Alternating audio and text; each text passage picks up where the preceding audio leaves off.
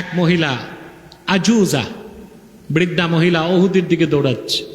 বিদায়রত কাফেলা বলো, তুমি কোথায় যাচ্ছ? বলো ওহুদ যাই। বলে ওহুদ যে তোমার কোনো লাভ নাই, আমরা নিজ চোখে দেখে আসছি। কদ উস্তুশহিদা আবুকে, তোমার বাপ শহীদ হয়ে গেছে। মহিলা বলল বাবার কথা জানতে চাই না, বলো রাসূলুল্লাহ কেমন আছে? আল্লাহু আকবার। আবার সামনে যাচ্ছেন, আরেক দল লোক বলল কোথায় যাচ্ছ? বলল ওহুদ যাই। বলে কোনো লাভ নাই, তোমার বাপ শহীদ। ওয়াকাদ উস্তুশহিদা যাওজুকে, তোমার স্বামীও শহীদ। মহিলা বললে তাও জানতে চাই না, বলো আল্লাহ রাসূল কেমন আছে? আবার সামনে যাচ্ছেন, আবার বিদায়গত কাফেলা বলল মহিলা কোথায় যাও? ওহুদ যাই। কোনো লাভ নাই, তোমার স্বামী শহীদ, তোমার পিতা শহীদ, তোমার দুইটা ছেলেও শহীদ হয়ে গেছে। মহিলা বলল তা তো জানতে চাই না, বলো রাসূলুল্লাহ কেমন আছে? একজন নারী প্রথমে আশ্রয় পায় বাবার ঘরে, বিয়ের পরে স্বামীর ঘরে, স্বামী মারা গেলে সন্তানদের কাছে। মহিলাদের তৃতীয় কোনো আশ্রয় নাই। এই মহিলার স্বামী শহীদ, বাবা শহীদ, সন্তান দুইজন শহীদ। বলল জানতে চাই না তারা কই আছে, বলো রাসূলুল্লাহ কেমন আছেন? পাগলিনীর মতো দৌড়াতে দৌড়াতে উহুদ ময়দানে যে সাহাবায়ে কেরামকে বললেন আল্লাহর হাবিব কোথায় আছে, আমারে ওনার কদমের কাছে নিয়ে যাও। রাসূল করিম সাল্লাল্লাহু আলাইহি ওয়াসাল্লাম উহুদ ময়দানে বসে আছেন। মহিলাটি যে আল্লাহর হাবিবকে সালাম দিয়া বলল ইয়া রাসূলুল্লাহ, বাড়ি থেকে মদিনা মুনাওয়ারা থেকে উহুদ পানে রওনা দিয়ে প্রথম শুনেছি স্বামী নাই, দুঃখ পেয়েছি কলিজায়। তারপর শুনেছি বাবা নাই, শুনেছি দুইটা সন্তান নাই, দুঃখ কষ্ট যাই ছিল। কুল্লু মুসিবাতিন বাদাকা সাগীরাতুল ইয়া রাসূলুল্লাহ, বাবা চলে যাবার শোক, স্বামী হারাবার শোক, সন্তান হারাবার শোক, দুইটা সন্তান চলে গেছে।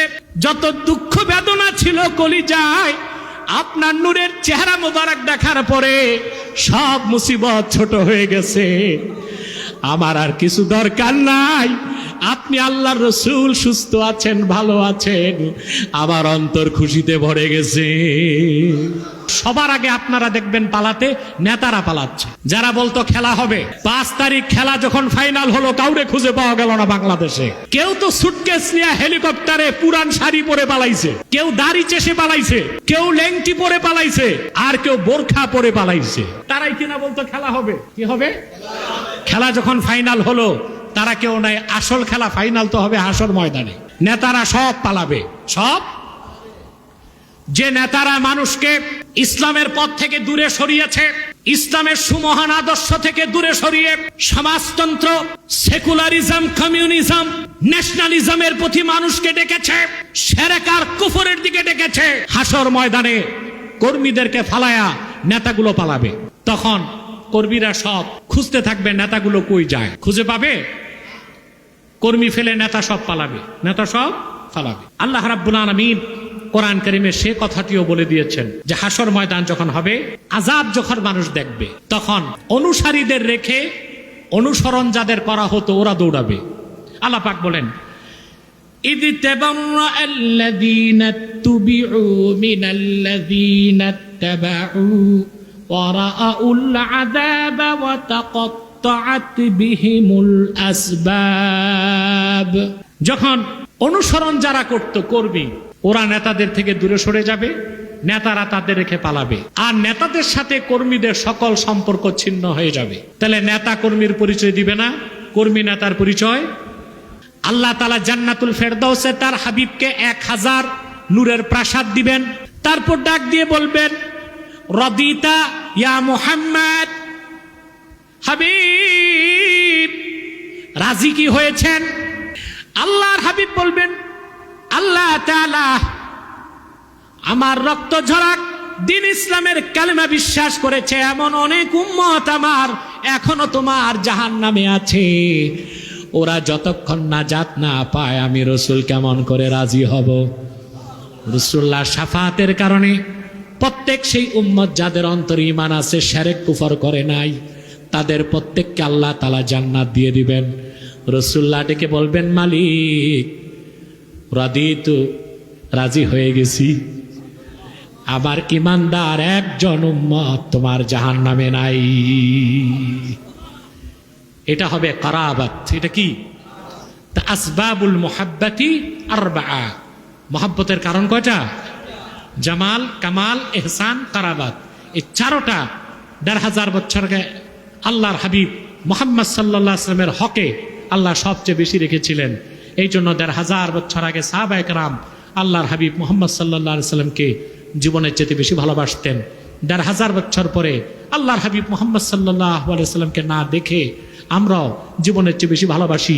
কিয়ামত পর্যন্ত প্রত্যেক ইমানদার উম্মত না দেখেই আল্লাহর হাবিব মুহাম্মদ সাল্লাল্লাহু আলাইহি ওয়াসাল্লামকে জীবনের চেয়ে বেশি ভালোবাসবেন। ঠিক কিনা বলেন? বলবেন চোরের উপর আবার অবিচার কি? চোর হত্যা করা তো হারাম কাজ। আমি ফতোয়া দিচ্ছি, বাংলাদেশের সব মৌলবী সুপারগুলো দিয়া গাট্টা লাগান, আমার ফতোয়ায় কলম দিতে পারবে না। চোরকে হত্যা করা হারাম, অন্তত চোরেরা খুশি হবে। চোর হত্যা করা কি? তবে ডাকাতকে হত্যা করার অনুমতি আছে, নিজ হাতে না, আইনের মাধ্যমে। কারণ ডাকাত হচ্ছে সশস্ত্র, চোর হচ্ছে নিরস্ত্র। এই জন্য চোরকে হত্যা করা কি? হারাম। তো চোর যদি চুরি করে শরীয়তের হুকুম হাত কাটো, কিন্তু এই বিধানটা না নেবার কারণে আমরা যে আইন তৈরি করলাম, এতে চোরের ক্ষতি হয়। কি হয়? চোরকে মানুষ মেরে ফেলে। তো লোকটার একটা হাত যদি কাটা হইতো, চুরি আর করতো না, জীবন্ত বাঁচত। তাহলে আসলে কোরআন সুন্নাহর আইনেই পরিপূর্ণ জাস্টিস, আর মানব রচিত আইনে সম্পূর্ণ ইনজাস্টিস। ওখানে বিচার নাই, অবিচার আছে। কি আছে? একটা মহিলা ধর্ষিতা হয়েছে, কলকাতা গরম। ওই যে মহিলা আছে মুখ্যমন্ত্রী, তার তো তালু গরম হয়ে গেছে, কোন রকম ট্যাগেল দিছে। এখন পশ্চিম বাংলা বাধ্য হয়ে শরিয়া আইনকে গ্রহণ করছে, ধর্ষকের শাস্তি মৃত্যুদণ্ড তারা আইন পাশ করেছে। তা বিপদে পড়লে ইসলামের হুকুম মানো। আমাদের দেশেও করা হয়েছে, ধর্ষণের শাস্তি কি? মৃত্যুদণ্ড। দেরিতে করছে। সেজন্য বলি, আল্লাহ তার হাবিব সাল্লাল্লাহু আলাইহি সাল্লাম ১৫০০ বছর আগে, শুধু উদাহরণ দিলাম আমি, যে শরীয়তের আইনকে ১৫০০ বছর পরে কলকাতার হিন্দুরাও গ্রহণ করছে না পারতে, বাংলাদেশের ফাজেক ফাজের তাগুতরা গ্রহণ করছে না পারতে, ধর্ষণ বেড়ে গেছিল। ঠিক না? কথা বলে না। তাহলে স্পষ্ট বোঝা যাচ্ছে আল্লাহ তার হাবিব মুহাম্মদ সাল্লাল্লাহু আলাইহি ওয়াসাল্লাম ১৫০০ বছর আগে যে সিদ্ধান্ত দিয়েছেন, জীবনের সকল ক্ষেত্রে সেই সিদ্ধান্ত মেনে নিতে হবে। এখন বাংলাদেশে সবচেয়ে বড় ডায়লগ হচ্ছে দেশকে পরিবর্তন করা হবে। বেশ ভালো কথা। এই জন্য পুরান দল যেগুলো, এগুলো দিয়া চলবে না, নতুন একটা দল নাকি বের করবে ছাত্ররা। কি বের করবে? ছাত্ররা তো আসলে বুঝে নাই, টের পায় নাই রাজনীতি কি। ওরা ভাবছে ফুটবল খেলার ম্যাচ যেভাবে দল গঠন করে, ওইভাবে বাংলাদেশে একটা ভোট টোট করে 11 জনে যেমন ফুটবল টিম হয়, কথা বলে না তো, ওরা এইভাবে 111 জন মিলে ক্যাবিনেট সাজায় ফেলবে, সংসদ সাজায় ফেলবে, তারপরে ওরা দেশ চালাবে। এত সহজ না। ছাত্ররা, যুবকরা ইতিহাস মনে করায় দিচ্ছি, 47 সালে দেশ বিভাগের আগে মুসলিম লীগ গঠন হয়েছে। দেশের পরিবর্তনের প্রত্যাশায় পরবর্তীতে যুক্ত ফ্রন্ট তৈরি হয়েছে। দেশের পরিবর্তনের প্রত্যাশায় আওয়ামী মুসলিম লীগ হয়েছে। দেশের পরিবর্তনের প্রত্যাশায় মুসলিম কেটে আওয়ামী লীগ তৈরি হয়েছে, নতুন দল মুসলিমবাদ। দেশের পরিবর্তনে ন্যাব ভাসানী হয়েছে। দেশের পরিবর্তনে জাসদ হয়েছে, বাসদ হয়েছে, ন্যাশনালিস্ট পার্টি হয়েছে, জাতীয় পার্টি হয়েছে। বাংলাদেশের মানুষের ভাগ্যের পরিবর্তন করা সম্ভব হয় নাই, নতুন দল করলেই হবে না। বাংলাদেশকে পরিবর্তন করতে হলে শরিয়া আইনে দেশ চালাতে হবে। ৭২-এর সংবিধানকে মুছে ফেলতে হবে। কোরআন, সুন্নাহ, ইজমা, কিয়াস, 4 দলিলের আলোকে নতুন সংবিধান তৈরি করতে হবে। তাহলেই বাংলাদেশকে বদলে দেওয়া যাবে। বাংলাদেশ বিশ্বমান চিত্রে একটি স্বাধীন সার্বভৌম রাষ্ট্র হিসেবে মাথা উঁচু করে দাঁড়াতে পারবে।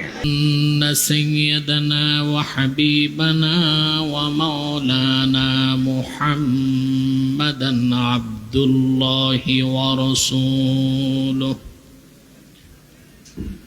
صلى الله عليه وعلى آله وصحبه وسلم الذي أكمل الله به قصر النبوة أي ختم الله به النبوة وحكم لا نبي بعده وأعلن في القرآن بالبرهان أن محمدا صلى الله عليه وسلم خاتم النبيين والمرسلين الذي أرسله بالحق بشيرا ونذيرا وداعيا إلى الله بإذنه وسراجا منيرا فقد قال الله تعالى في كلامه المجيد والفرقان الحميد أعوذ بالله من الشيطان الرجيم بسم الله الرحمن الرحيم النبي أولى بالمؤمنين من أنفسهم وأزواجه أمهاتهم صدق الله العظيم وصدق رسوله النبي الكريم ونحن على ذلك من الشاهدين والشاكرين والحمد لله رب العالمين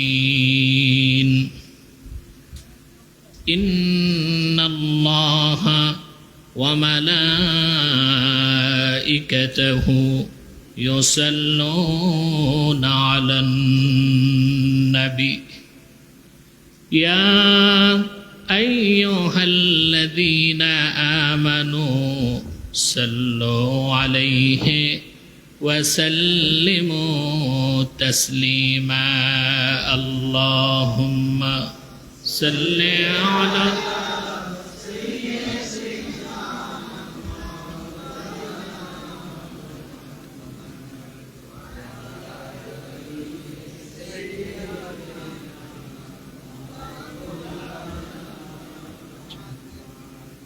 اللهم صل على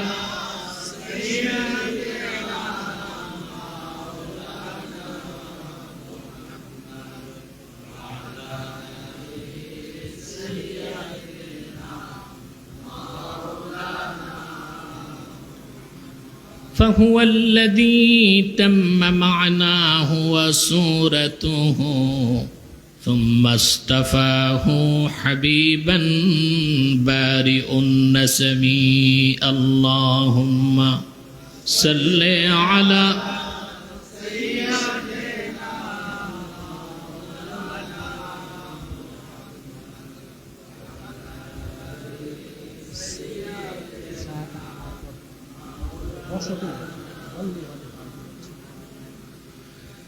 لكل نبي في الأنام فزيلة وجملتها مجموعة بمحمد اللهم صل على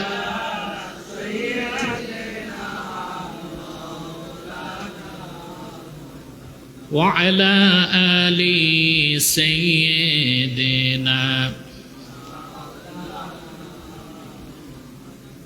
محمد رسول الله صلى الله عليه وسلم ختم الله به النبوة وحكم أن لا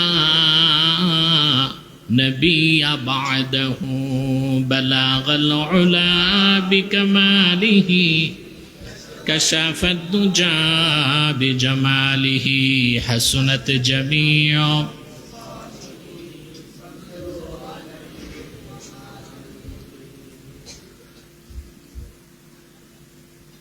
ঈদে মিলাদুন নবী সাল্লাল্লাহু আলাইহি ওয়াসাল্লাম উপলক্ষে আয়োজিত আজকের এই মুতাবাররাক মুনাওয়ার আজিম ও শান মাহফিলের যারা উপস্থিত হয়েছেন, আমার দিনদার ইমানদার মুসলমান ভাই ও বন্ধুগণ, উপস্থিত উলামায়ে কেরাম, তুলাবায়ে এজাম, বাংলাদেশের বিভিন্ন প্রান্ত থেকে আজকের এই মহিমান্বিত মাহফিলে যারা এসেছেন, তাদের সকলকে আমার অন্তরের অন্তঃস্থল থেকে জ্ঞাপন করছি মোবারক, ভালোবাসা, শুভেচ্ছা, সবটুকুন শুকরিয়া আল্লাহ সুবহানাহু ওয়া তাআলার জন্যে, যিনি তার হাবিবের সম্মান মর্যাদা, স্তুতি, প্রশংসা, আজমত, রাফআত, বুজুর্গির কথা, ফজিলতের কথা শুনে আর বলে আমাদের অন্তরগুলো আলোকিত করার তৌফিক দান করেছেন, জবানগুলোকে পবিত্র সুগন্ধিময় করার তৌফিক দিয়েছেন। সেজন্য আমরা সকলে একবার অবনত চিত্তে হৃদয়ের আবেগ, অনুভূতি, ভালোবাসা ও শ্রদ্ধাকে উজাড় করে সমবেত কণ্ঠে বলি আলহামদুলিল্লাহ। অগণিত অসংখ্য দরুদ ও সালাম আল্লাহর সৃষ্টির প্রধান আকর্ষণ, বিশ্বসভার সভাপতি, সকল নবী রাসূলগণের মাথার তাজ, শামসুল হিদায়াত, বদরুদ্দুজা, সাইয়্যিদুস সাকালাইন, ইমামুল মুরসালিন, খাতামুন নবিয়্যিন ওয়াল মুরসালিন, নবিয়ুল আম্বিয়া ওয়াল মুরসালিন, রাসূল রাব্বিল আলামিন, নূরে মুজাসসাম, নূরুন আলা নূর, সাইয়্যিদিনা হাবিবিনা শফিঈনা মাওলানা মুহাম্মদ সাল্লাল্লাহু আলাইহি ওয়াসাল্লামের উপর দরুদ ও সালাম পাঠাচ্ছি। আল্লাহ পাক যাকে আজ থেকে ১৫০০ বছর আগে প্রেরণ করেছেন সর্বশ্রেষ্ঠ ও সর্বশেষ নবী ও রাসূল হিসেবে, যার পরে আজ পর্যন্ত পৃথিবীতে অবশ্যই কোনো প্রকার নবী কিংবা রাসূল অবশ্যই আসে নাই, অবশ্যই এখনো নাই, অবশ্যই কিয়ামত পর্যন্ত আসবে না। সম্মানিত সুধী, আল্লাহ তাআলা যাদেরকে মেহেরবানি করেছেন, ভালোবেসে রহমতের চাদরে বেষ্টন করতে চেয়েছেন, তাদেরকেই তো ঈদে মিলাদুন নবীর মাহফিলে আসার সুযোগ দিয়েছেন। সুবহানাল্লাহি বিহামদি। রাসূল করিম সাল্লাল্লাহু আলাইহি সাল্লামের জিকিরটা তো আল্লাহর জিকির। আল্লাহর হাবিব বলেছেন, শেখ আব্দুল হক মুহাদ্দিস দেহলভী রাহিমাহুল্লাহ জজবুল কুলুব ইলা দিয়ারিল মাহবুব কিতাবে উল্লেখ করেছেন, রাসূলুল্লাহ সাল্লাল্লাহু আলাইহি ওয়াসাল্লাম ইরশাদ করেছেন, মান যাকারানি ফাকাদ যাকারাল্লাহ, যে আমার জিকির করলো সে আল্লাহর জিকির করলো। এই হাদিসের পক্ষে কোরআন কারীমের সুস্পষ্ট ইঙ্গিত পাওয়া যায়।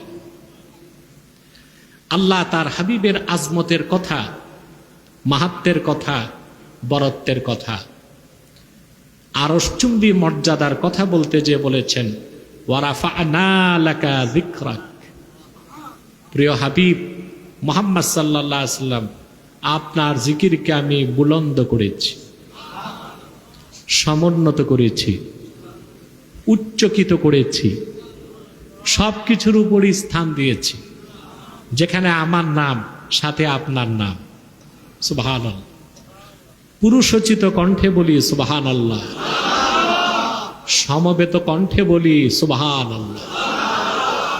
ইমান আফরোজ কণ্ঠে বলি সুবহান।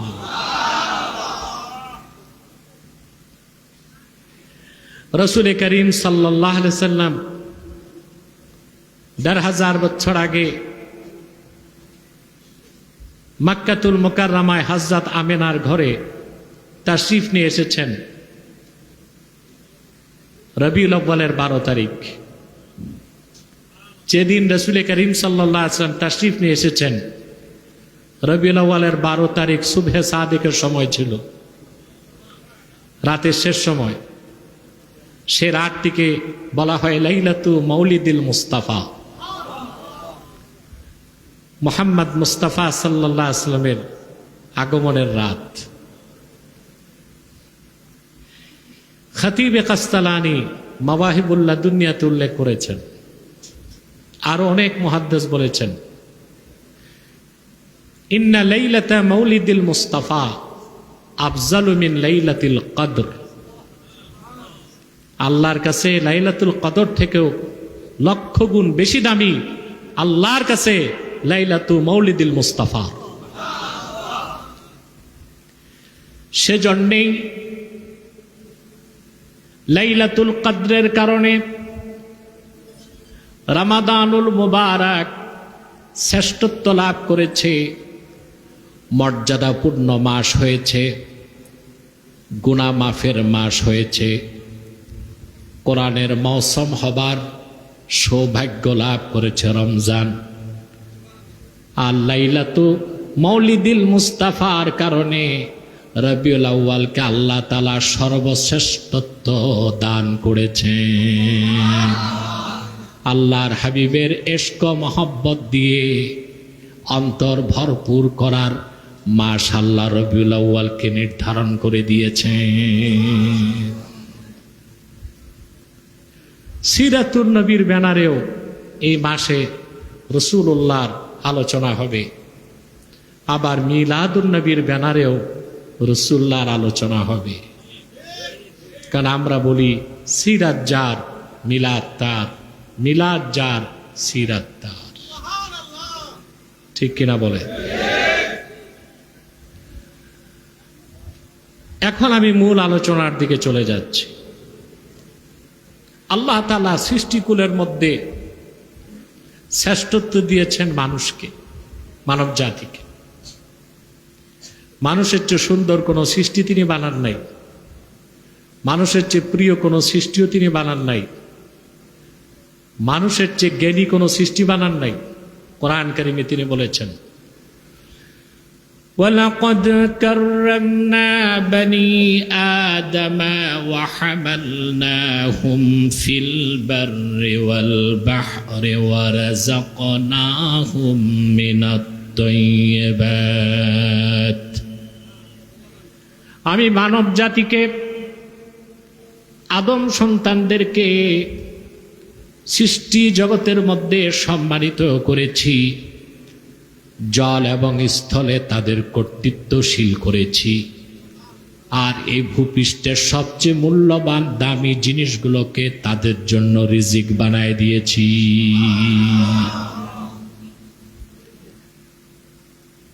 এই মানুষের মর্যাদা এত বেশি, দাম এত বেশি, মর্যাদা এত বেশি। আবার এই মানুষদের মধ্যে কতক মানুষের কথা তিনি অন্যত্র বলেন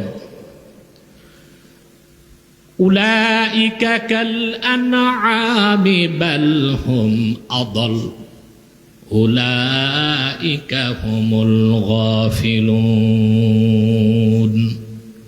একদিকে মানুষদের কথা বললেন তারা শ্রেষ্ঠ, তারা প্রিয়, তারা সুন্দর, তারা সম্মানিত। আবার মানুষদের মধ্যে কিছু মানুষের কথা বললেন তারা হচ্ছে চতুষ্পদ জানোয়ার সদৃশ।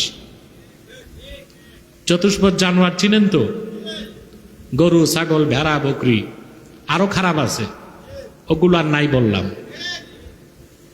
তে মানুষদের কথাই বললেন তারা চতুষ্পদ জানোয়ার সদৃশ, বালহুম আদল, বরং তারা চতুষ্পদ জানোয়ার থেকেও আরো বেশি পথভ্রষ্ট, পথহারা এবং গোমরাহ। মানুষের কথাই, সম্মানের কথা বলছেন মানুষের, আবার এত জিল্লাত ও বেইজ্জতের কথা বলেছেন কাদের? মানুষের। একই কথা বলতে যে তিনি কোরআন কারিমে বলেন, একবার নয়, দুইবার নয়, 4 বার কসম করেছেন, তারপর জবাবে কাসাম করেছেন। তিনি বলেন ওয়াত্তিনি ওয়াজ্জাইতুনি ওয়া তুরি সিনিনা ওয়া হাযাল বালাদিল আমিন। শপথ 3 ফলের, শপথ জাইতুনের, শপথ বরকতময় তুর পাহাড়ের, শপথ হচ্ছে আমার দোস্ত মুহাম্মদ সাল্লাল্লাহু আলাইহি সাল্লামের মাওলিদ মক্কা মুকাররমার। 4 বার কসম করে জবাবে কাসামে বললেন লাকাদ খালাকনাল ইনসানা ফি আহসানি তাকওয়িম। নিশ্চয়ই মানুষকে আমি সৃষ্টি করেছি সর্বোত্তম সুরতে, আকারে, গঠনে।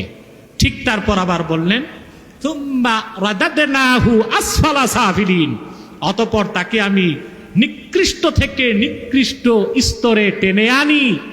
বলে দিলেন তারা ছাড়া ইল্লাল্লাযিনা আমানু, যারা ঈমান এনেছে, ও আমিলুস সালিহাত, নেক আমল করেছে। সুবহানাল্লাহ।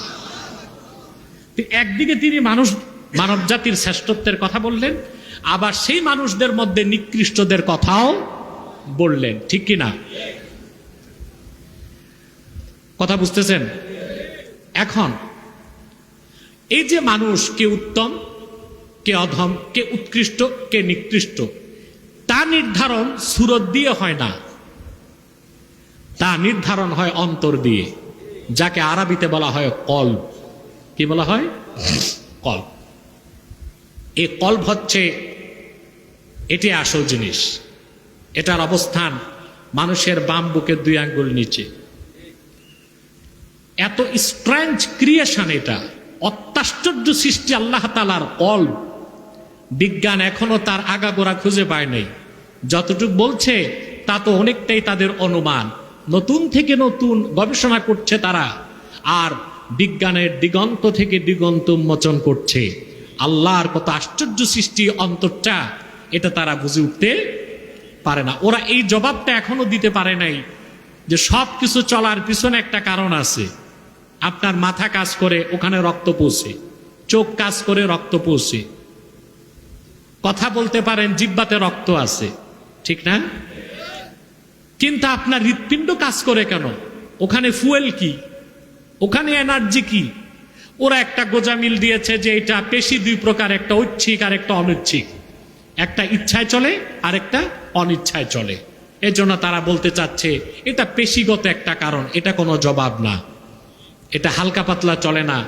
প্রতি মিনিটে 72 বার সিস্টল এবং ডায়াস্টল, সংকোচন সম্প্রসারণ হৃৎপিণ্ড করছে। আপনার রক্তকে সারা দেহে সঞ্চালন করছে, আবার রক্তকে পরিশুদ্ধ করে কার্বন ডাই অক্সাইডকে বের করে দিচ্ছে, আবার অক্সিজেনকে নিয়ে অক্সিজেন মিশায় দিচ্ছে। সুবহানাল্লাহ বলে। এটার জবাব কোরআন কারীম দিয়েছে। কেন?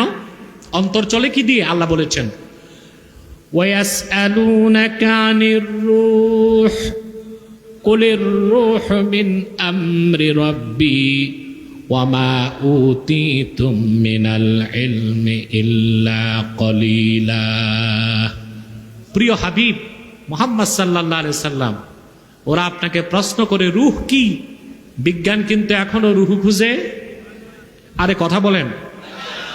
আল্লাহ বলেছেন প্রিয় হাবিব মুহাম্মদ সাল্লাল্লাহু আলাইহি সাল্লাম, আপনি বলুন রূহ হচ্ছে আমার রবের আদেশ। তাহলে সব কিছু চালায় হৃৎপিণ্ড, হৃৎপিণ্ড চালায় কে? আল্লাহর আদেশ। ওখানে রূহ কার্যকর। সুবহানাল্লাহ বলেন। এবার আসেন মূল কথায় যাচ্ছি। এই যে অন্তর যেটা, এটা কলব। এটা কি? আর আপনার দেহটা হচ্ছে কলেব। এটা কি?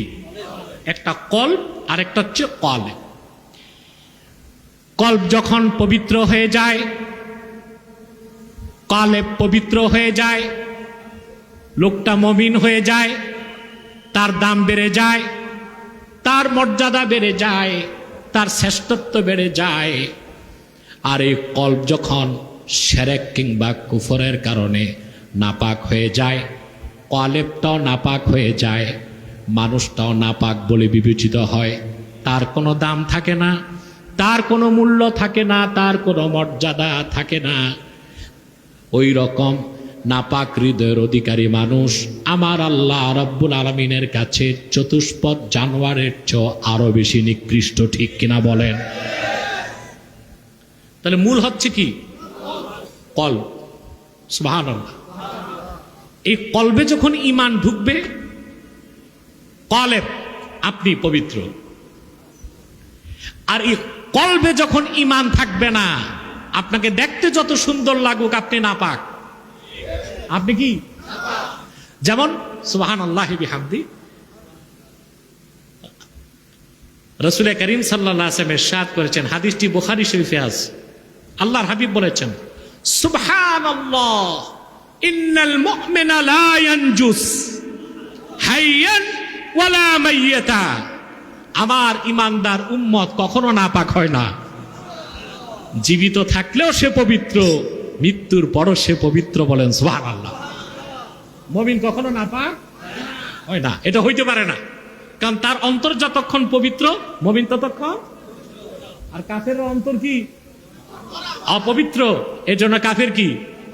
ও লাখ সাবান দিয়ে গোসল করুক, বিদেশি পাউডার লাগাক, 70 বার শীতলক খায় গোসল করুক, তারপরও কি? নাজাস, নাপাক। তাহলে অন্তর পবিত্র, ব্যক্তি পবিত্র। অন্তর নাপাক, ব্যক্তি নাপাক। অন্তর পবিত্র হয় কি দিয়ে? ঈমান। সুবহানাল্লাহ বলেন। আমাদের দেশে মানুষের একটা ভুল শিক্ষা আছে। জিজ্ঞেস করায় রাতে নামাজ পড়ো নাই কেন? বলে ও একটু নাপাক ছিলাম তো, গোসল ফরজ হয়েছিল।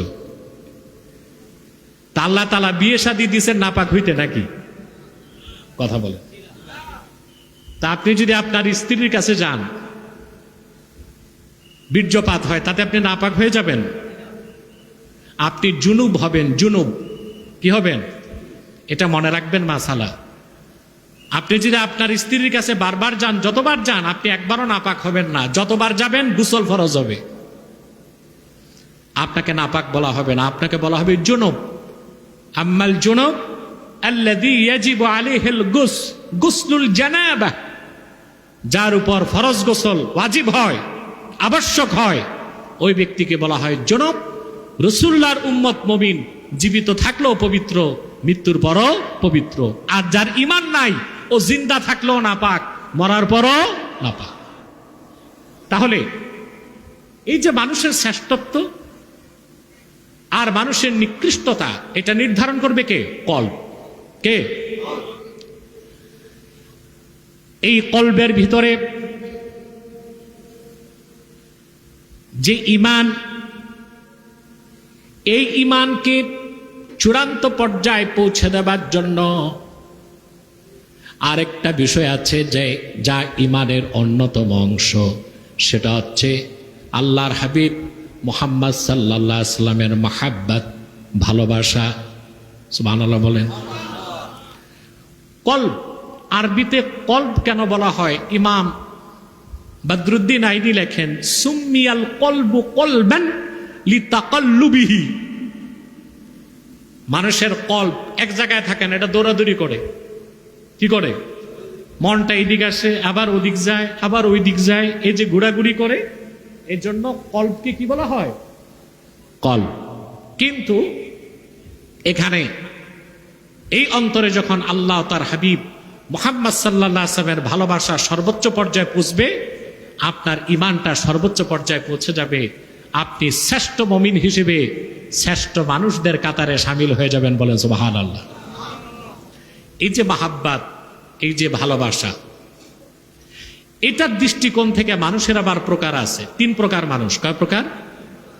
এক প্রকার মানুষ যাদের দুশ্মনী হচ্ছে ঈমানের সাথে, ভালো কাজকে মোটেও ভালোবাসে না, তাদের সমস্ত ভালোবাসা দুনিয়া কামাই করার জন্যে। এরা হচ্ছে কাফের, মুশরিক, বেঈমান, অবিশ্বাসী এবং সংশয়বাদী। আল্লাহ পাক তাদের কথা কোরআন শরীফে বলেছেন, الذين يستحبون الحياة الدنيا على الآخرة ويصدون عن سبيل الله ويبغونها عوجا أولئك উলাইকা ফি দালালিম বাঈদ। কাফের মুশরিক অবিশ্বাসী যারা, ইয়াস্তাহিব্বুনাল হায়াতাদ দুনিয়া আলাল আখিরা, তারা আখিরাতের উপর দুনিয়াকে ভালোবাসে, প্রাধান্য দেয়। তাদের উঠা বসা, চলাফেরা, কাজকর্ম, হরকত বরকত সবকিছু দুনিয়ার জন্য, সবকিছু। এর মানে তাদের অন্তরে শুধুই দুনিয়ার ভালোবাসা, শুধু দুনিয়ার কথা বুঝেন না। ওরা দুনিয়ার ভালোবাসায় ইসলামের বিরোধিতা করে, ইমানকে বাদ দেয়, ইমানকে বিক্রি করে, তাগুতের তাবেদারি করে, কাফের মুশরিকদের পক্ষ অবলম্বন করে, ইসলাম ও মুসলমানের বিপক্ষে অবস্থান করতে এক মুহূর্ত তারা দেরি করে না। এদের ভালোবাসা শুধু দুনিয়ার, শুধু। দ্বিতীয় শ্রেণী, যাদের ইসলামের প্রতিও ভালোবাসা আছে, আবার দুনিয়ার চাকচিক্য ও বিষয়গুলোর প্রতিও ভালোবাসা আছে। আল্লাহ পাক তাদের কথা বলেন, زين للناس حب الشهوات من النساء والبنين والقناطير المقنطرة من الذهب والفضة والخيل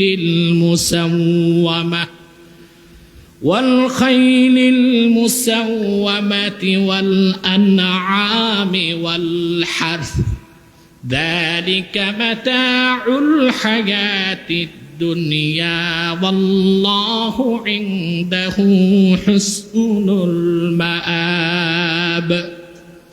আল্লাহ পাক বলেন, এই দুনিয়াতে অধিক সংখ্যক মানুষের জন্য নারীর প্রতি আকর্ষণ, সন্তান সন্ততির ভালোবাসা, স্তূপে স্তূপে সোনা রূপা, পছন্দসই ঘোড়া, গবাদি পশু এবং কৃষি, এই জিনিসগুলোকে চিত্তাকর্ষক করা হয়েছে। আল্লাহ তাআলা 8টা জিনিসের কথা বলেছেন। কয়টা? আপনি চিন্তা করে দেখবেন, এই 8টার বাইরে পৃথিবীতে কোনো চাকরি নাই, কোনো ব্যবসা নাই। মানুষ যা কিছু করছে সব কিছুই 8টা জিনিসের জন্য। কয়টা জিনিসের জন্য? হয় নারীর জন্য, নয় সম্পদের জন্য, নয় ক্ষমতার জন্য, নয় কৃষির জন্য। এই 8টা জিনিসকে কেন্দ্র করেই পৃথিবীতে চলছে লেনদেন, আদান প্রদান, ব্যবসা বাণিজ্য, চাকরি বাকরি, রাজনীতি, অর্থনীতি, আর্থসামাজিক ব্যবস্থায় সব কিছু এই 8টা বিষয়কে নিয়ে। তো মানুষের মধ্যে দ্বিতীয় শ্রেণী, যাদের ইমানও আছে, ইসলামের জন্য টান আছে, আবার এগুলোর প্রতিও দৌড়াদৌড়ি আছে। কয় রকম হলো মানুষ? না, 2 প্রকার। এক প্রকার কাফের মুশরিক, ওদের শুধুই দুনিয়ার মহব্বত। আরেক প্রকার ইসলামেরও ভালোবাসা আছে, আবার দুনিয়ার এই জিনিসগুলোর ভালোবাসাও আছে। এবার হচ্ছে সুপার ক্লাসের মানুষ যারা, সুবহানাল্লাহ। আপনারা ঘুমায় ঘুমায় সুবহানাল্লাহ বলবেন। তাদের কথা আল্লাহ তাআলা বলেন, ওয়ালাকিন আল্লাহ হাব্বাবা ইলাইকুমুল ঈমানা ওয়া যায়্যানাহু ফি কুলুবিকুম وكره إليكم الكفر والفسوق والعصيان أولئك هم الراشدون। সূরা হুজুরাতে মূলত এখানে আল্লাহ তাআলা তার হাবিবের সাহাবীদের কথা বলেছেন। অর্থাৎ ১৫০০ বছর আগে আমার নূর নবী মুহাম্মদ সাল্লাল্লাহু আলাইহি সাল্লামের নূরের কদমে যারা জায়গা পেয়েছিলেন, আল্লাহ ওই সাহাবীদের কথা বলেন। আল্লাহ সাহাবীদেরকে সম্বোধন করে আল্লাহ বলেছেন, তোমাদের অন্তরে আল্লাহ ঈমানকে প্রিয় করে দিয়েছেন, ঈমানকে সাজায় দিয়েছেন। সাহাবায়ে কেরামের কাছে ঈমানের চেয়ে ভালোবাসার প্রিয় আর কিছু ছিল না। সুবহানাল্লাহ বলবেন না? আর তোমাদের অন্তরে আল্লাহ তাআলা কুফরকে, শিরককে, নাফরমানিকে, ফিসক ফুজুরকে ঘৃণার বস্তু বানায় দিয়েছেন। সুবহানাল্লাহ বলেন। তো সাহাবায়ে কেরামের অনুসরণে আজও যারা ঈমানকে সবচেয়ে বেশি ভালোবাসে, তারা হচ্ছে সুপার ক্লাসের মানুষ। তাদের অন্তরে সবকিছুর চেয়ে মায়া বেশি ঈমানের, বলেন সুবহানাল্লাহ। আর এই ঈমানদার মানুষগুলো জান মাল, সহায় সম্পদ সবকিছুর চেয়ে বেশি আল্লাহকে ভালোবাসে, তার হাবিব মুহাম্মদ সাল্লাল্লাহু আলাইহি ওয়াসাল্লামকে ভালোবাসে জীবনের চেয়ে বেশি, বলেন সুবহানাল্লাহ। ঠিক কিনা? এটা আল্লাহ কোরআন শরীফে আরেক জায়গায় বলেছেন, وَمِنَ النَّاسِ مَن يتخذ من دون الله أندادا يحبونهم كحب الله والذين آمنوا أشد حبا لله। যারা কাফের মুশরিক বেঈমান, বিশেষ করে পৌত্তলিক, তারা তাদের হাতে বানানো দেব দেবী মূর্তিগুলোকে ওই রকম ভালোবাসে মুমিনগণ যেভাবে আল্লাহকে ভালোবাসে। আর সত্যিকার উম্মতে মুহাম্মদী যারা সত্যিকার ইমানদার, তারা জীবন থেকেও বেশি আল্লাহকে ভালোবাসে। বলেন সুবহানাল্লাহ, সুবহানাল্লাহি বিহামদিহি।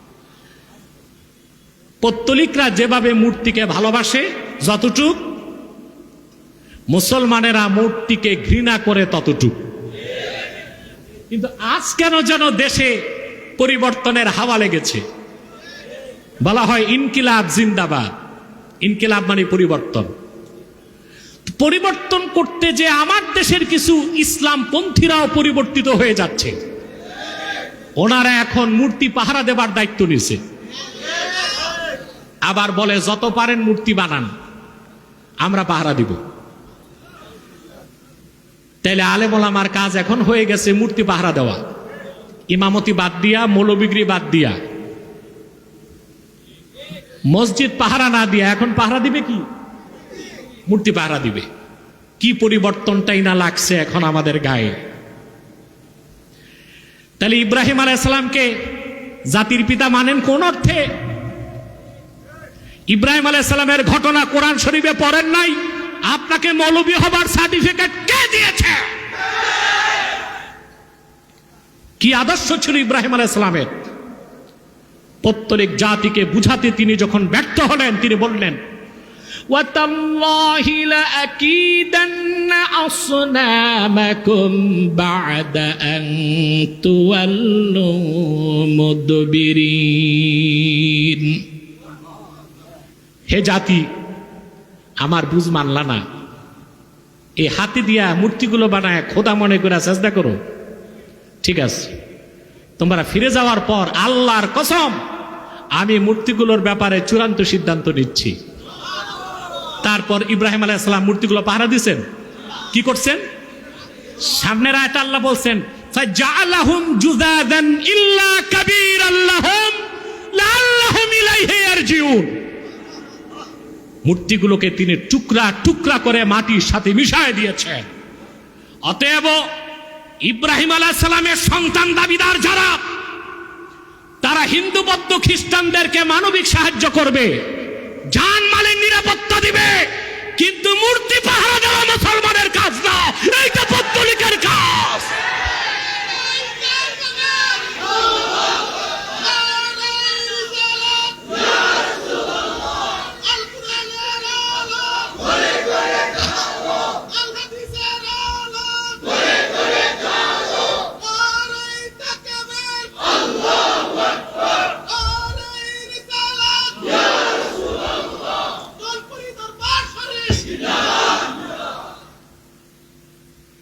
অবশ্যই আমার দেশে যারা হিন্দু আছে আমরা তাদের নিরাপত্তা দিব।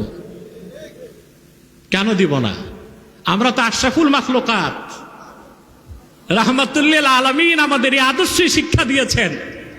কোন মুসলিম যদি খেতে না পায় তারে খাদ্য দিব, তার জানমালের নিরাপত্তা দিব, কিন্তু অমুসলিম কিংবা কাফের মুশরিকদের ধর্মীয় কাজে সহযোগিতার কোনো সুযোগ নাই। ওইটা মূর্তি ওরাই বানাবে, ওদের মূর্তি ওরাই পাহারা দিবে। আমরা বড়জোর তাদের ঘর বাড়ি পাহারা দিতে পারি। আমার কথা বুঝেন নাই? আমরা বড়জোর তাদের ঘর বাড়ি পাহারা দিতে পারি। তাদের উপর কেউ আঘাত করুক এটা আমরা বাধা দিব, কিন্তু মূর্তি বানানোর নিকৃষ্ট কাজ করবে যারা, মূর্তি পাহারার দায়িত্ব তো তাদের। মুসলমান তো তাওহীদকে বাদ দিয়ে এই কাজে আসতে পারে না। এই রকম পরিবর্তন আমরা চাই না। চান? আবার আরেকজন বলল এবার আপনারা পূজাতে যা পারেন করবেন। বাহ, এ কেমন কথা? ওই যে কথা আছে না, একে তো নাচুনি বুড়ি আবার ঢোলের বাড়ি। বিগত 15 বছরে পূজার সময় কি হয়েছে আপনারা দেখেছেন? মসজিদে নামাজ পড়াও তো যায় নাই গান বাদ্যের আওয়াজে। সড়কে বড় বড় তোরণ নির্মাণ করে মূর্তি লাগায় রাখছে, আমাদেরকে নিচে দিয়ে যেতে হয়েছে। আমরা তো মূর্তিকে ঘৃণা করি, আমরা তো এটাই চাই হিন্দুদের মূর্তি তাদের মন্দিরে থাক, গণ্ডির ভিতরে ওরা যা খুশি তা করুক, ওইটার দায় আমাদের না।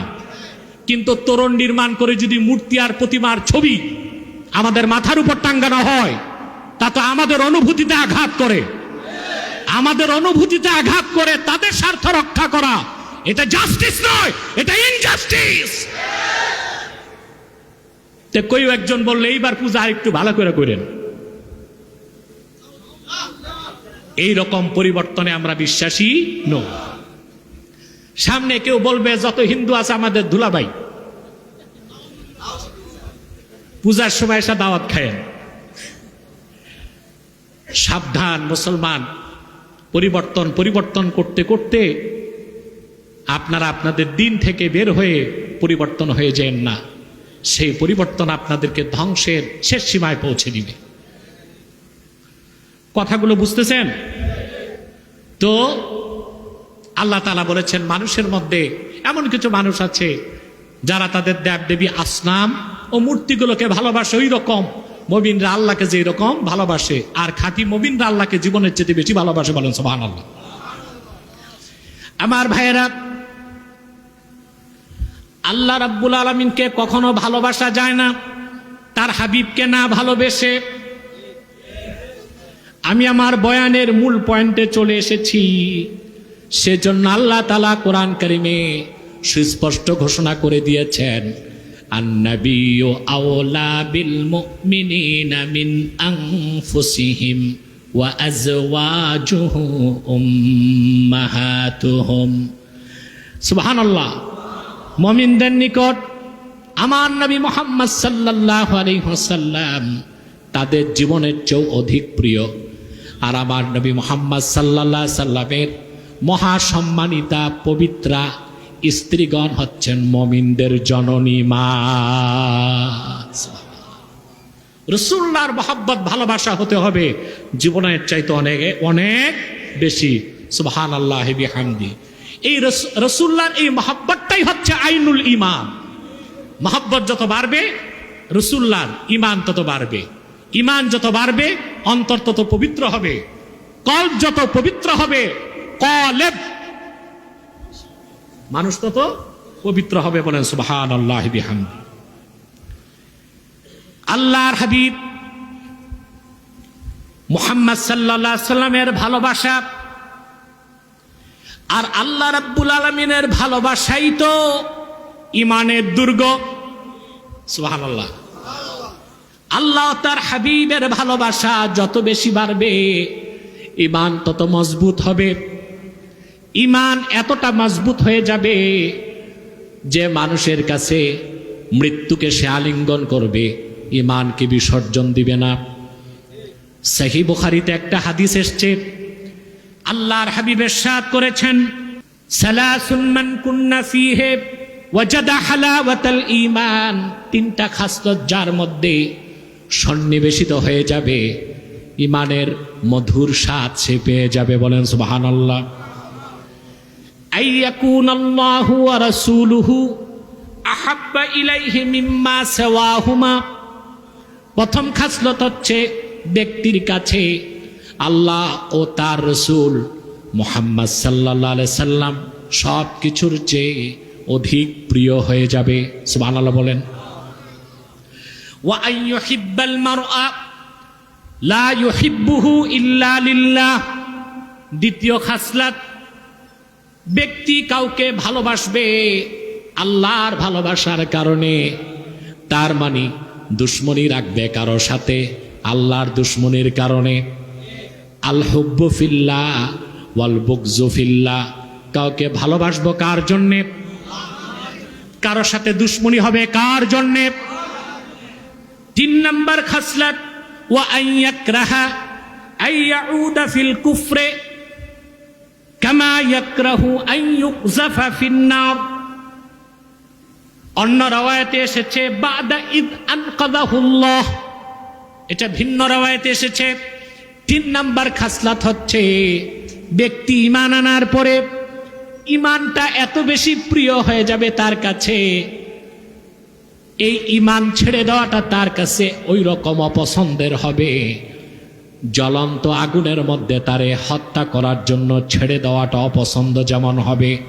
অর্থাৎ সে তার জীবনটাকে ভস্ম করে দেবার জন্য আগুনের মধ্যে ঝাঁপিয়ে পড়বে, তারপরও সে তার ইমানকে বিসর্জন দিবে না। এই হাদিসের বাস্তব প্রমাণ ছিলেন হযরতে আম্মার রাদিয়াল্লাহু তাআলা আনহু। আব্দুল্লাহ বিন মাসউদ রাদিয়াল্লাহু তাআলা আনহু বলেন, আল্লাহর হাবিব নবীজি মুহাম্মদ সাল্লাল্লাহু আলাইহি ওয়াসাল্লামের কালেমার দাওয়াত পাবার পরে প্রথম 6 জন ঈমান এনেছে। ওই 6 জনের 3 জন হচ্ছে হযরতে ইয়াসের সন্তান আম্মার, মা সুমাইয়া। সুবহানাল্লাহ বলবেন। রাসূলুল্লাহর কাছে দ্বীনের দাওয়াত শোনার পরে প্রথম ইসলাম গ্রহণ করেছেন 6 জন। ওই 6 জনের 3 জনই ছিলেন এক পরিবারের। পিতার নাম ইয়াসের, সন্তানের নাম আম্মার, মায়ের নাম সুমাইয়া। সুমাইয়াকে বলা হয় ইন্না সুমাইয়াতা আউয়ালু শাহীদাতিন ফিল ইসলাম। ইসলামে প্রথম শাহাদাত বরণ করেছেন একজন নারী, তিনি হযরত সুমাইয়া রাদিয়াল্লাহু তাআলা আনহা। সুবহানাল্লাহ বলেন। হযরতে আম্মারের ব্যাপারে হাদিস শরীফে এসেছে, ঈমান আনার কারণে আবু জাহল, আবু লাহাব, উতবা, সাইবা প্রতিদিন তাকে মারতেন। কখনো মেরে মেরে তার শরীর থেকে গোশত ফেটে রক্ত বেরিয়ে আসতো। ওনার মা হযরত সুমাইয়া যেদিন প্রকাশ্যে ঘোষণা দিলেন কালেমা, সেই দিন তাকে পাথর বর্ষণ করে কাবার চত্বরে হত্যা করা হয়েছে। হযরত আম্মারকে প্রতিদিন মারা হতো। যত মারা হতো সাহাবায়ে কেরামের ঈমান তত মজবুত হতো। বিরক্ত হয়ে কুখ্যাত আবু জাহেল একদিন হযরত আম্মারের শরীরে আগুন ধরায় দিল। জীবন্ত একটা মানুষ, দাউ দাউ করে আগুন জ্বলছে, মরুভূমির মধ্যে দৌড়াচ্ছেন, কেউ তারে পানি দিয়া সাহায্য করবে, আবু জেহেলের ভয়তে যায় না কেউ। সংবাদটা চলে গেল রাহমাতুল্লিল আলামিনের কানে। আল্লাহর হাবিব বেরিয়ে আসলেন, দৌড়িয়ে এসে রাসূলুল্লাহ হাতে কোনো পানি নেন নাই, মাটি নেন নাই, বালি নেন নাই, শুধু আম্মারের সামনে দাঁড়ায় আগুনকে ধমক দিলেন, ইয়া নারু কুনি বারদাও ওয়া সালামান আলা আম্মারিন কামা কুনতে আলা ইব্রাহিম। রে আগুন, আমার আম্মারের জন্য এই মুহূর্তে তুমি শান্তিদায়ক ঠান্ডা হয়ে যাও, যেভাবে আমার দাদা ইব্রাহিমের জন্য তুমি ঠান্ডা হয়ে গিয়েছিলা। হাদিস সাক্ষ্য দেয়, আল্লাহর হাবিবের এক ধমকের সঙ্গে সঙ্গে হযরত আম্মারের শরীরের আগুনকে আল্লাহ পানি বানায় দিলেন। সাহাবায়ে কেরাম ঈমানকে রক্ষা করার জন্যে আগুনকে সহ্য করে নিতেন। হযরত খাব্বাব এবং খুবাইবকে কাফেররা কিভাবে হত্যা করেছে আপনারা জানেন। বেলাল হাবশী রাদিয়াল্লাহু তাআলা আনহু গলার মধ্যে উমাইয়া তার গলায় রশি পেঁচিয়ে বতহায়ে মক্কা পাহাড়ের উপত্যকায় টেনে টেনে পাহাড়ের চূড়া থেকে নিচে নামায় আনলো। বাবলা গাছের বিষাক্ত কাঁটায় তার গোশত ছিন্ন হয়ে গেল। কাপড় খুলে মরুভূমির মধ্যে তারা তাকে শোয়ায় দিল। হাদিস শরীফে এসেছে, সুম্মা তুদাউ আলা সাদরিহি সাখরাতুন আযীমাতুন, তারপরে ওনার সিনায় অনেক বড় একটা পাথর উমাইয়া রেখে দিল। একবার তার জ্ঞান চলে যায়, আরেকবার জ্ঞান ফিরে আসে। উমাইয়া ডেকে বলল, রে বেলাল, এইভাবে নির্যাতন চলতেই থাকবে হাত্তা তামুতা আও তাকফুরা মুহাম্মাদান, যতক্ষণ তোমার মৃত্যু না হয় কিংবা আল্লাহর হাবিব মুহাম্মদ সাল্লাল্লাহু আলাইহি সাল্লামের দ্বীনকে ছেড়ে না দিবা, এইভাবে তোমার উপর কষ্ট চলতেই থাকবে। হযরত বেলাল চরম নির্যাতনের মধ্যেও রক্তাক্ত দেহ, আগুনের অঙ্গারে পিঠ জ্বলসে গেছে, সিনার মধ্যে ভারী পাথর, মুচকি হেসে বললেন, রে উমাইয়া, আমার দেহের মালিক তুমি, 6 দিরহাম দিয়ে আমার দেহটা খরিদ করেছো, কেটে টুকরা টুকরা করে দাও, আগুনে জ্বালায় ভস্ম করে দাও, আমি কিছুই বলবো না। কিন্তু হৃদয়ের যেখানে আল্লাহ তার হাবিব মুহাম্মদ সাল্লাল্লাহু আলাইহি সাল্লামের ভালোবাসা জায়গা দিয়েছি, রে উমাইয়া, ওই পর্যন্ত তোমার হাত কখনো যেতে পারে না।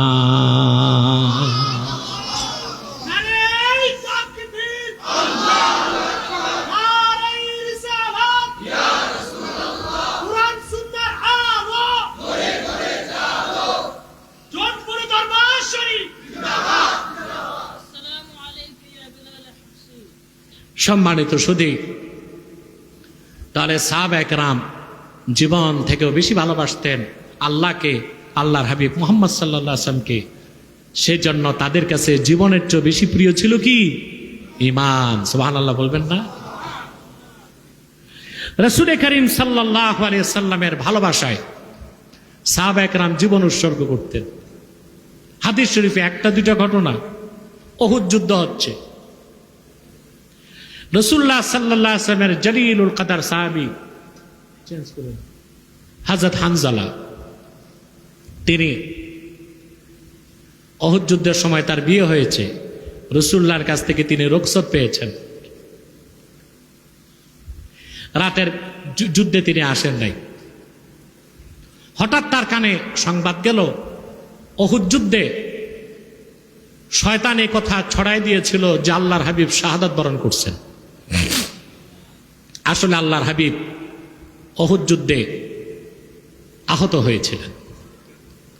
সংবাদটা হানজালার কানে পৌঁছল, তিনি তার পুষ্পকোমল ভাসর রাতের বিছানা ছেড়ে দাঁড়ায় গেলেন। স্ত্রী বললেন, আইনা তুরিদ, আমি তোমার নতুন স্ত্রী, আমারে রেখে কোথায় যাচ্ছ? তিনি বললেন, উরিদু উহুদ, উহুদ যাব। স্ত্রী বললেন, কেন? রাসূলুল্লাহ তো তোমাকে রুখসত দিয়েছেন। হযরতে হানজালা বললেন, প্রিয়তমা স্ত্রী, আল্লাহর হাবিব রক্তাক্ত হয়েছেন এই কথা শোনার পরে আমি হানজালার জন্য বাসর রাতের ফুলের বিছানা তো কাটায় পরিণত হয়ে গেছে, আমি আর এক মুহূর্ত এখানে থাকতে পারি না। এটাই তোমার আমার প্রথম রাত, এটাই তোমার আমার শেষ রাত, তোমার সঙ্গে আর আমার সাক্ষাৎ নাই। মনে রেখো, জীবিত হানজালার বাড়ি ফিরবে না। যদি আমার শাহাদাতের পর তুমি ধৈর্য ধারণ করতে পারো, আমি আশা করি আল্লাহ রাব্বুল আলামিন জান্নাতুল ফেরদাউসে তার হাবিবের কদমের সামনে তোমার আমার মিলন করায় দিবে।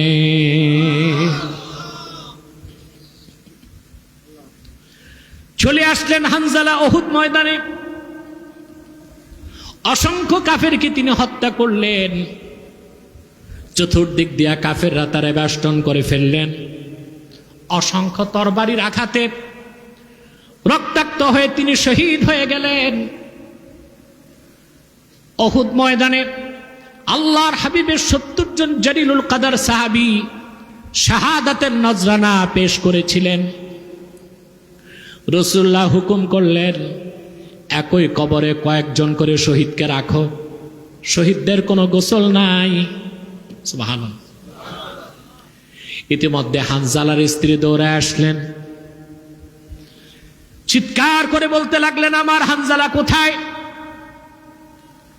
সাহাবা একরাম বললেন, কোনো শোক নাই, তোমার দুঃখ নাই, তুমি গর্ব করো, তোমার স্বামী শাহাদাত বরণ করে আল্লাহ সাক্ষাতে চলে গেছেন। হানজালার স্ত্রী বললেন, আমার কোনো দুঃখ নাই, আল্লাহর হাবিবের কদমের সামনে আমার স্বামী শাহাদাত বরণ করেছেন। তবে আমি একটি সংবাদ দিতে এসেছি, আমি জানি যারা শহীদ হয় তাদের গোসল লাগে না, কিন্তু হানজালার সঙ্গে গতকাল আমার বিয়ে হয়েছে। ও কানা জুনুবান ফিল লাইল, রাতের বেলা তার উপর গোসল ফরজ ছিল। আল্লাহর হাবিব রক্তাক্ত হয়েছেন শোনার পরে আমার স্বামী হানজালা গোসল করার প্রয়োজন অনুভব করে নাই, বিনা গোসলে উহুদে চলে এসেছে। আমি শুনেছি সে শহীদ হয়েছে, তারে গোসল দিতে হবে। চতুর্দিকে হানজালার লাশ খোঁজা হচ্ছে, লাশ খুঁজে পাওয়া যায় না। আল্লাহর হাবিব রক্তাক্ত অবস্থায় বসেছিলেন উহুদে। হাদিস সাক্ষ্য দেয় হযরত ফাতেমাতুজ জাহরা রাসূলুল্লাহর মাথা মোবারকের রক্ত মোবারক সাফ করে দিয়েছিলেন। আল্লাহর হাবিব ওনার কাছে যখন সংবাদ গেল হানজালাকে পাওয়া যাচ্ছে না, তার স্ত্রী বলেছে তার গোসল লাগবে। আল্লাহর হাবিব বললেন হানজালার স্ত্রীকে বলে দাও এই দুনিয়ায় তার গোসলের কোনো দরকার নাই। আল্লাহর ফেরেশতারা তার লাশ নিয়ে গেছে। গাসালাত লাহুল মালাইকাতু বিমাইত তাসনিম, জান্নাতের তাসনিম নহরের পানি দিয়া আমার সাহাবী হানজালার গোসল আল্লাহর ফেরেশতারাই করায় দিয়েছে। সাহাবায়ে কেরাম এভাবেই রাসূল করিম সাল্লাল্লাহু আলাইহি সাল্লামকে ভালোবাসতেন। মদিনাতুল মুনাওয়ারা থেকে উহুদ পাহাড় 4 মাইল দূরে, আমি বহুবার গেছি আলহামদুলিল্লাহ। আরবের সবগুলো পাহাড় দেখতেই মজা লাগে, কিন্তু উহুদ দেখলে মনে হয় উহুদ আমাদের টানতেছে। সুবহানাল্লাহ। মাঝে মধ্যে মন চাই তো হেঁটেই চলে যাই, কিন্তু 4 মাইল তো মোটামুটি দূর। উহুদ যুদ্ধ থেকে কাফেলা ফিরে আসছে। এক মহিলা আজুজা, বৃদ্ধা মহিলা উহুদের দিকে দৌড়াচ্ছে। বিদায়রত কাফেলা বলো তুমি কোথায় যাচ্ছ? বলো উহুদ যাই। বলে উহুদ যে তোমার কোনো লাভ নাই, আমরা নিজ চোখে দেখে আসছি। কদ উস্তুশহিদা আবুকে, তোমার বাপ শহীদ হয়ে গেছে। মহিলা বলল বাবার কথা জানতে চাই না, বলো রাসূলুল্লাহ কেমন আছেন? আল্লাহু আকবার।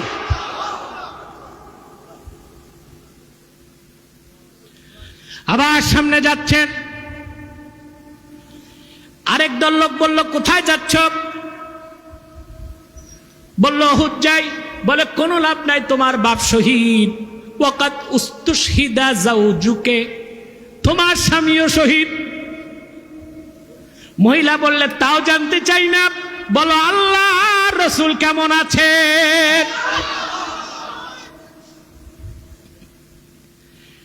আবার সামনে যাচ্ছেন, আবার বিদায়গত কাফেলা বলল মহিলা কোথায় যাও? উহুদ যাই। কোনো লাভ নাই, তোমার স্বামী শহীদ, তোমার পিতা শহীদ, তোমার 2টা ছেলেও শহীদ হয়ে গেছে। মহিলা বলল তা তো জানতে চাই না, বলো রাসূলুল্লাহ কেমন আছে?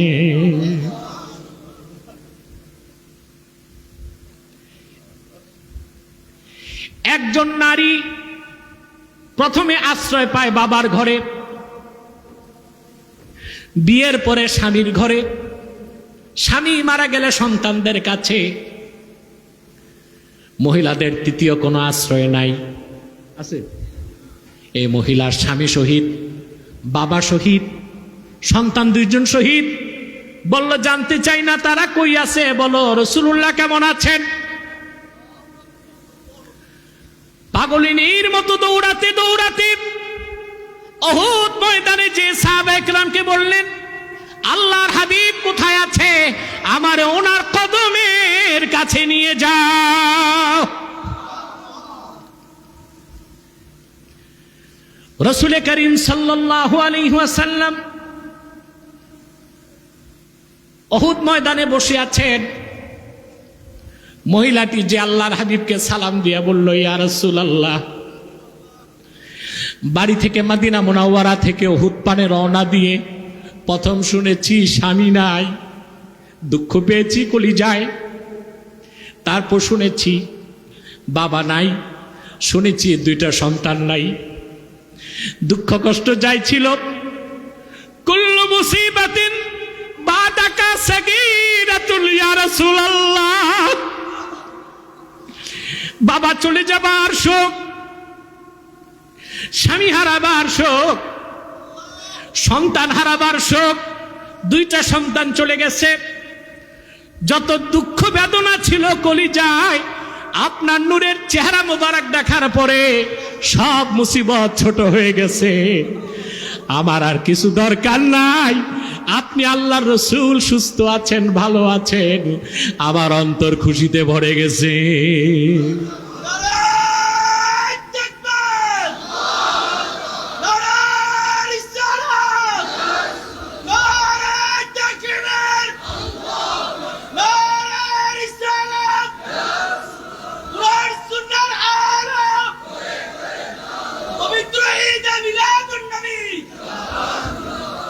এভাবেই সাহাবায়ে কেরাম রাসূলুল্লাহকে জীবনের চেয়ে বেশি ভালোবাসতেন।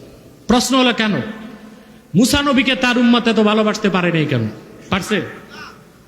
মুসা নবী বলছেন চলো যুদ্ধে যাই। বনি ইসরাইল মুসা নবীকে বলছে ইযহাব আনতা ওয়া রাব্বুকা ফাকাতিলা, যাও তুমি যাও, তোমার রব দুইজনে যাও, আমরা এখানে অপেক্ষায় আছি, দেখি ফলাফল। কিন্তু বদর যুদ্ধের সময় রাসূলুল্লাহ সাল্লাল্লাহু আলাইহি ওয়াসাল্লাম বলেছেন সাহাবায়ে কেরামকে, বদরের যুদ্ধে যেতে হবে, তোমাদের মতামত কি? মুহাজিররা বারবার বলছে লাব্বাইক সাদাইক, প্রস্তুত আছি। আনসাররা চুপ। তিনবার প্রশ্নের পর আনসাররা বুঝলো রাসূলুল্লাহ তাদের মতামত চান। আনসার সাহাবী একজন দাঁড়ায় বললেন, ইয়া রাসূলুল্লাহ, ইয়া হাবিবাল্লাহ, বদর তো বাড়ির কাছের ময়দান, মদিনাতুত তাইয়্যিবা থেকে মাত্র 80 কিলোমিটার দূরে বদর ময়দান। এখানে যেতে তো আমাদের কোনো দুঃখ নাই।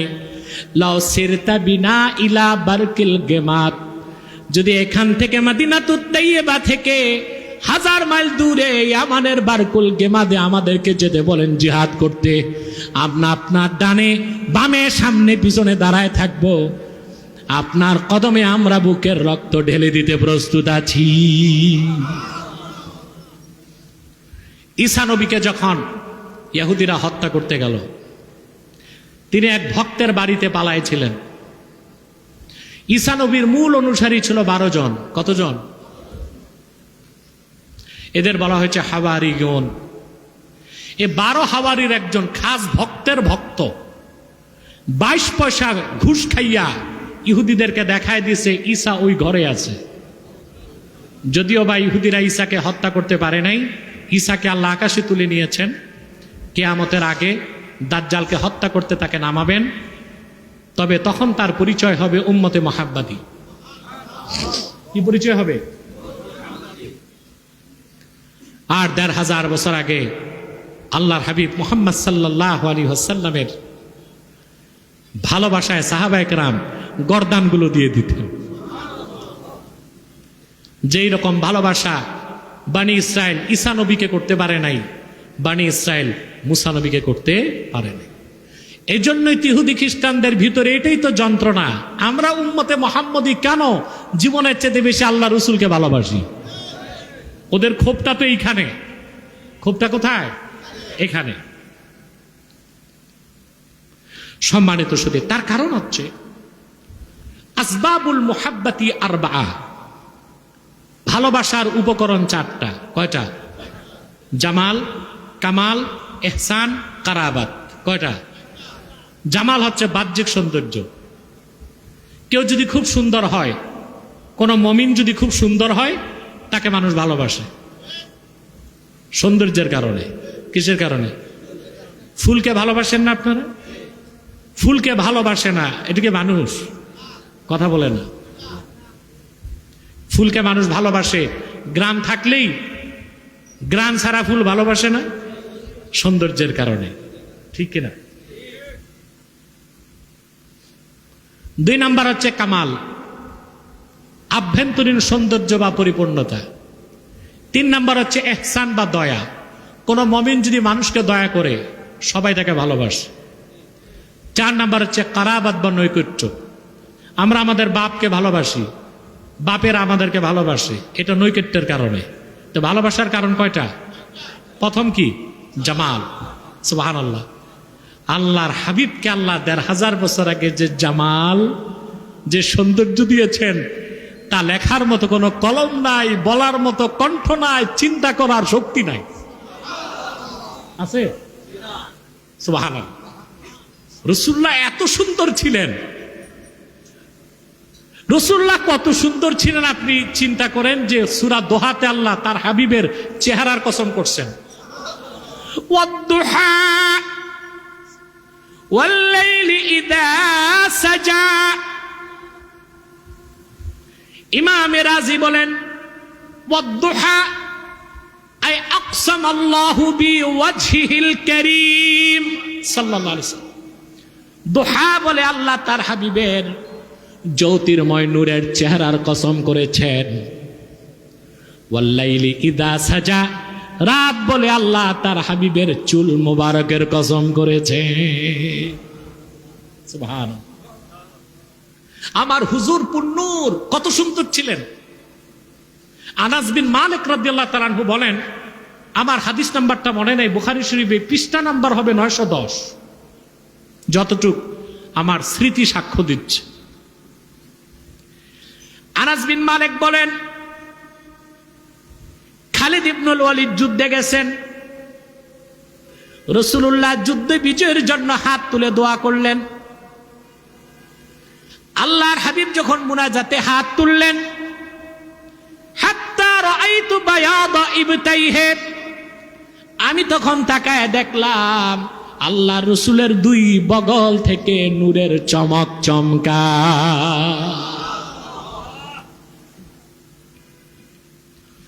রাসূলুল্লাহর জামাল, সৌন্দর্য কত বেশি ছিল। ইবনে আব্বাস রওয়ায়াত করেছেন, ইদা তাকাল্লামা রুইয়া কান-নূর ইয়াখরুজু মিন বাইনি সানায়া। রাসূলুল্লাহ যখন কথা বলতেন বেহেশতের হাসি হাসতেন। হুজুর যখন বেহেশতের হাসি হাসতেন, ওনার সামনের দুইটি দাঁতের ফাঁক দিয়ে নূর বেরিয়ে যেত।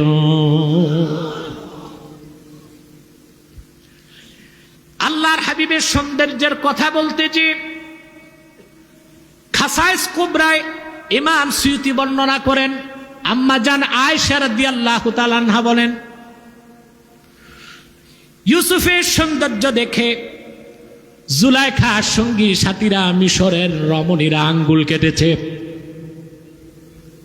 জানেন তো আপনারা?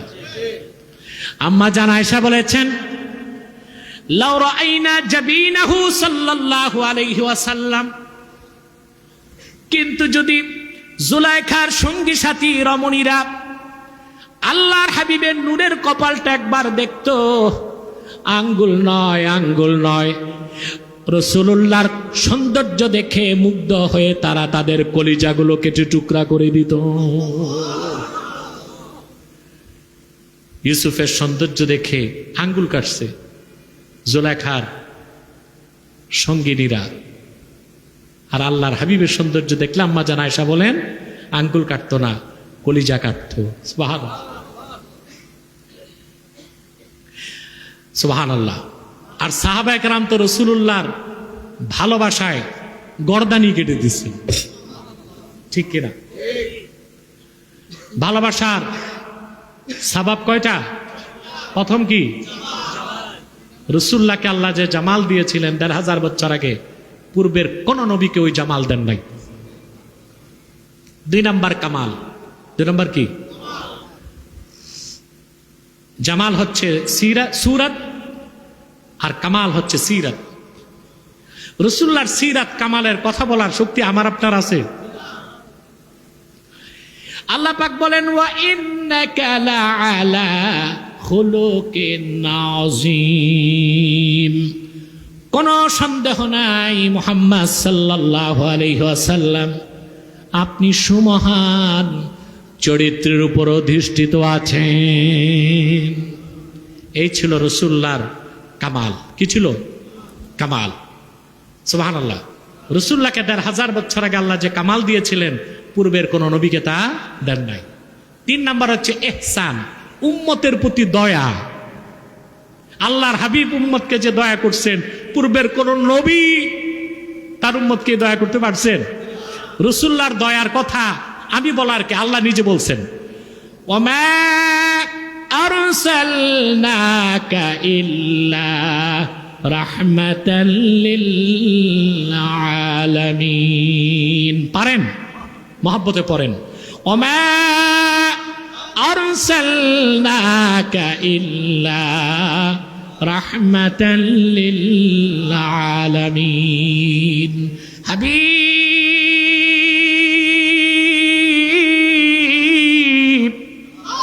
মুহাম্মদ সাল্লাল্লাহু আলাইহি ওয়াসাল্লাম গোটা মানব জাতির জন্য, সৃষ্টি জগতের জন্য আপনাকে রহমত হিসেবে প্রেরণ করেছি। রাসূলুল্লাহর ইহসান উম্মতের প্রতি সবচেয়ে বেশি ছিল, হাসরও সবচেয়ে বেশি থাকবে, ঠিক না? ৪ নাম্বার হচ্ছে কারাবাত, নৈকট্য। পৃথিবীতে নৈকট্য আছে বাবা ছেলে, ভাই বোন, স্বামী স্ত্রী। হাসর ময়দানে এই নৈকট্য থাকবে? কথা বলে না। হাসর ময়দানে কেউ কাউরে চিনবে না। আল্লাহ কোরআন শরীফে সুন্দর দৃশ্য অঙ্কন করেছেন।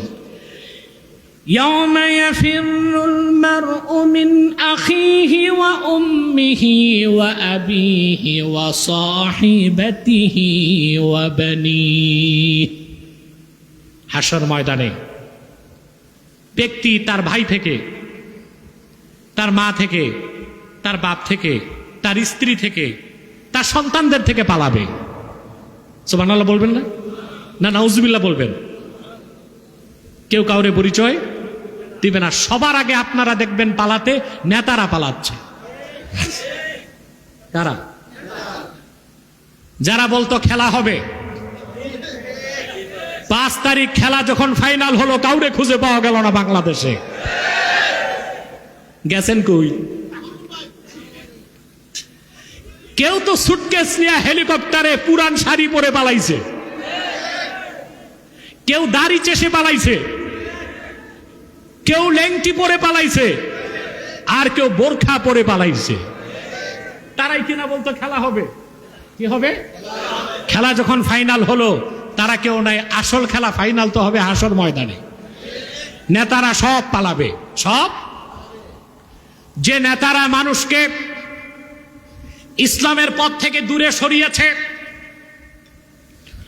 ইসলামের সুমহান আদর্শ থেকে দূরে সরিয়ে সমাজতন্ত্র, সেকুলারিজম, কমিউনিজম, ন্যাশনালিজমের প্রতি মানুষকে ডেকেছে, শিরক আর কুফরের দিকে ডেকেছে, হাসর ময়দানে কর্মীদেরকে ফালায়া নেতাগুলো পালাবে, নেতাগুলো পালাবে। তখন কর্মীরা সব খুঁজতে থাকবে নেতাগুলো কই যায়। খুঁজে পাবে? কর্মী ফেলে নেতা সব পালাবে, নেতা সব পালাবে। আল্লাহ রাব্বুল আলামিন কোরআন কারীমে সে কথাটিও বলে দিয়েছেন যে হাসর ময়দান যখন হবে, আযাব যখন মানুষ দেখবে, কি দেখবে? তখন অনুসারীদের রেখে অনুসরণ যাদের করা হতো ওরা দৌড়াবে।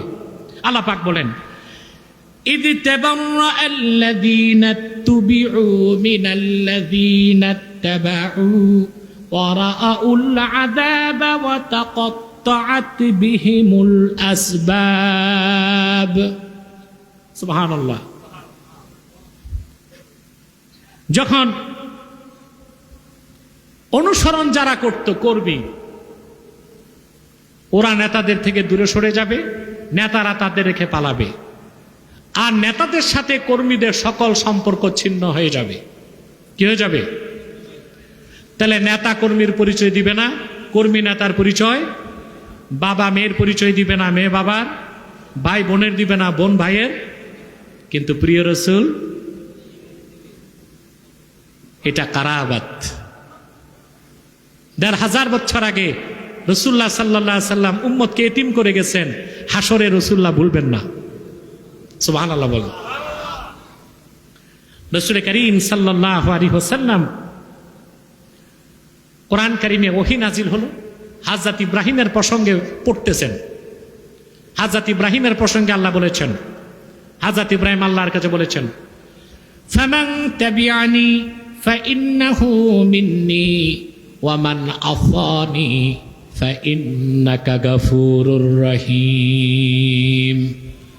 আল্লাহ, আমার উম্মত যারা আমার অনুসরণ করেছে তারা আমার উম্মত, আমার দলভুক্ত, আর যারা আমার নাফরমানি করেছে তাদের দায় আমি নিব না। তুমি গফুরুর রহিম, মন চাইলে মাফ করে দিও। হযরত ঈসার প্রসঙ্গে যখন আল্লাহ রসুল তেলাওয়াত করলেন, হযরত ঈসা আল্লাহকে বলেছেন, ইন তুআযিবুহুম ফাইন্নাহুম ইবাদুক। আল্লাহ, আমার অনুসারী বনি ইসরাইলদেরকে যদি তুমি আযাব দাও, আমার তো করার কিছু নাই, তারা তো তোমারই বান্দা। ইব্রাহিমের কথা, ঈসা ইবনে মারিয়ামের কথা তেলাওয়াতের পর আল্লাহর হাবিব অজর ধারায় কাঁদতে লাগলেন। রাসূলুল্লাহ হাত তুলে দোয়া করতে লাগলেন। সাহাবী বলেন, ফারাফা ইয়াদাইহি রাসূলুল্লাহ সাল্লাল্লাহু আলাইহি ওয়াসাল্লাম ফাকালা আল্লাহুম্মা উম্মতি উম্মতি। আল্লাহ রসুল দুটো হাত তুলে কান্না করে বলতে লাগলেন, আল্লাহ, ইব্রাহিম তার উম্মতের দায় নেয় নাই, ঈসা তার উম্মতের দায় নেয় নাই, আমি কেমন করে আমার উম্মত ভুলে থাকবো? আমার উম্মতের কি হবে? সিদ্ধান্ত আল্লাহ চাই।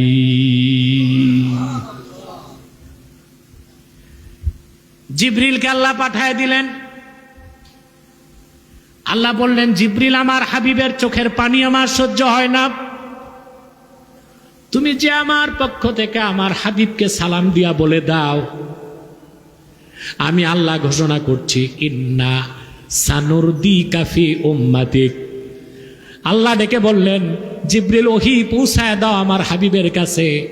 আল্লাহ ঘোষণা করলেন, আল্লাহ ডাক দিয়ে বললেন, আমার হাবিব মুহাম্মদ সাল্লাল্লাহু আলাইহি সাল্লাম, ইব্রাহিম তার উম্মতের দায় নেয় নাই, ঈসা তার উম্মতের দায় নেয় নাই, আমি আল্লাহ ওয়াদা করছি, ইন্না সানুরদিকা ফি উম্মাতিক, আপনার উম্মতের ক্ষেত্রে, আপনার উম্মতের ব্যাপারে আমি আল্লাহ আপনারে রাজি করব।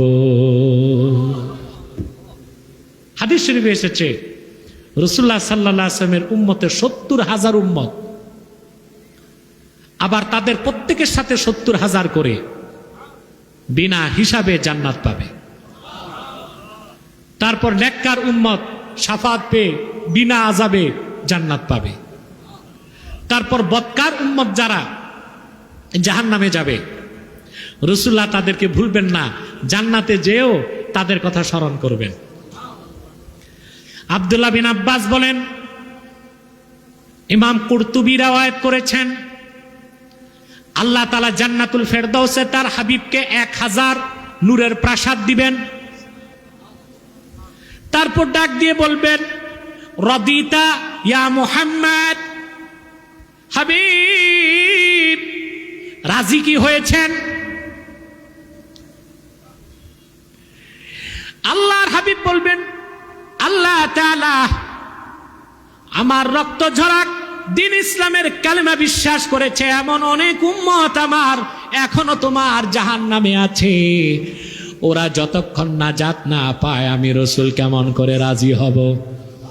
রাসূলুল্লাহ শাফাতের কারণে প্রত্যেক সেই উম্মত যাদের অন্তরে ঈমান আছে, শিরক কুফর করে নাই, তাদের প্রত্যেককে আল্লাহ তাআলা জান্নাত দিয়ে দিবেন। রাসূলুল্লাহ ডেকে বলবেন, মালিক, রাদিতু, রাজি হয়ে গেছি, আমার ঈমানদার একজন উম্মত তোমার জাহান্নামে নাই। এটা হবে কারাবাত। এটা কি? আসবাবুল মুহাব্বতি আরবাআ। মহব্বতের কারণ কয়টা? জামাল, কামাল, এহসান, কারাবাত, এই চারোটা ১৫০০ বছর আগে আল্লাহর হাবিব মুহাম্মদ সাল্লাল্লাহু আলাইহি ওয়াসাল্লামের হকে আল্লাহ সবচেয়ে বেশি রেখেছিলেন। এই জন্য ১৫০০ বছর আগে সাহাবায়ে কেরাম আল্লাহর হাবিব মুহাম্মদ সাল্লাল্লাহু আলাইহি ওয়াসাল্লামকে জীবনের চেয়ে বেশি ভালোবাসতেন। ১৫০০ বছর পরে আল্লাহর হাবিব মুহাম্মদ সাল্লাল্লাহু আলাইহি ওয়াসাল্লামকে না দেখে আমরাও জীবনের চেয়ে বেশি ভালোবাসি। কিয়ামত পর্যন্ত প্রত্যেক ইমানদার উম্মত না দেখেই আল্লাহর হাবিব মুহাম্মদ সাল্লাল্লাহু আলাইহি ওয়াসাল্লামকে জীবনের চেয়ে বেশি ভালোবাসবেন। ঠিক কিনা বলেন? সম্মানিত সুধী, অনেক রাত হয়ে গেছে, আর কয়েক মিনিটে আমি কিছু সবক দিব, শিক্ষা, কিছু মেসেজ দিব, যা নিয়ে আপনারা যাবেন। আমরা জীবনের চেয়ে বেশি আল্লাহর হাবিবকে ভালোবাসবো, রাজি আছেন না? এখন সামারাতুল মাহাব্বা, রাসূলুল্লাহকে যে আমরা ভালোবাসি তার প্রমাণ কি? প্রশ্ন আসে না? এটা হচ্ছে প্রমাণ হচ্ছে আল ইক্তিদাউ বিসুন্নাহ ফি কুল্লি আমরিন মিন উমুরিদ দুনিয়া ওয়াল আখিরাহ। রাসূলুল্লাহকে জীবনের চেয়ে বেশি ভালোবাসার অর্থ হচ্ছে, এটা যদি রাসূলুল্লাহকে যদি জীবনের চেয়ে বেশি ভালোবেসে থাকি, তাহলে আমরা আমাদের জীবনের দুনিয়ার সকল জরুরি কাজে, আখিরাতের সকল অত্যাবশ্যকীয় বিষয়ে আল্লাহ রসুলের সুন্নতের অনুসরণ করব। ঠিক কিনা? এটাকে আমরা করি? চেষ্টাও তো করি না, চেষ্টাও করি না। দেখুন, একটা কথা আমি বারবার আগে আপনাদেরকে বলেছি, সুন্নতের মূল ব্যাখ্যাটা আমরা জানি না। সুন্নতের মূল অর্থ হচ্ছে নীতি। মূল কি?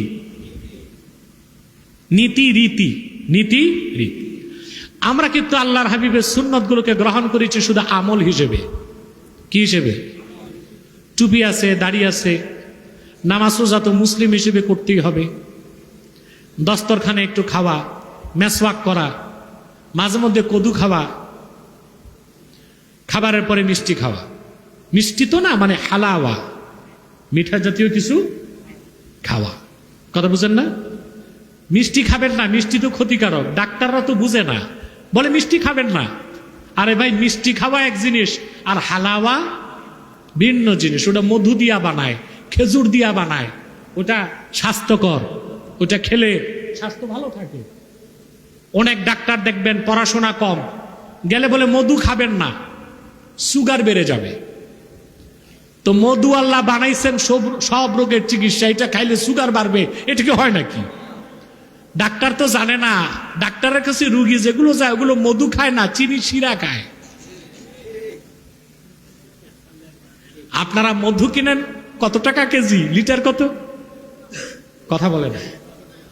১,০০০ ধরেন, হাইস্ট ২,০০০, হাইস্ট ৩,০০০।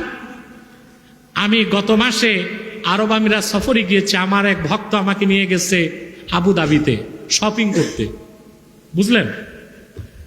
বেচারা মহব্বতের ঠেলায় এত শপিং করে দিছে যে অতিরিক্ত মাল আমাকে আনতে আবার ৪০০ দিরহাম জরিমানা লাগছে।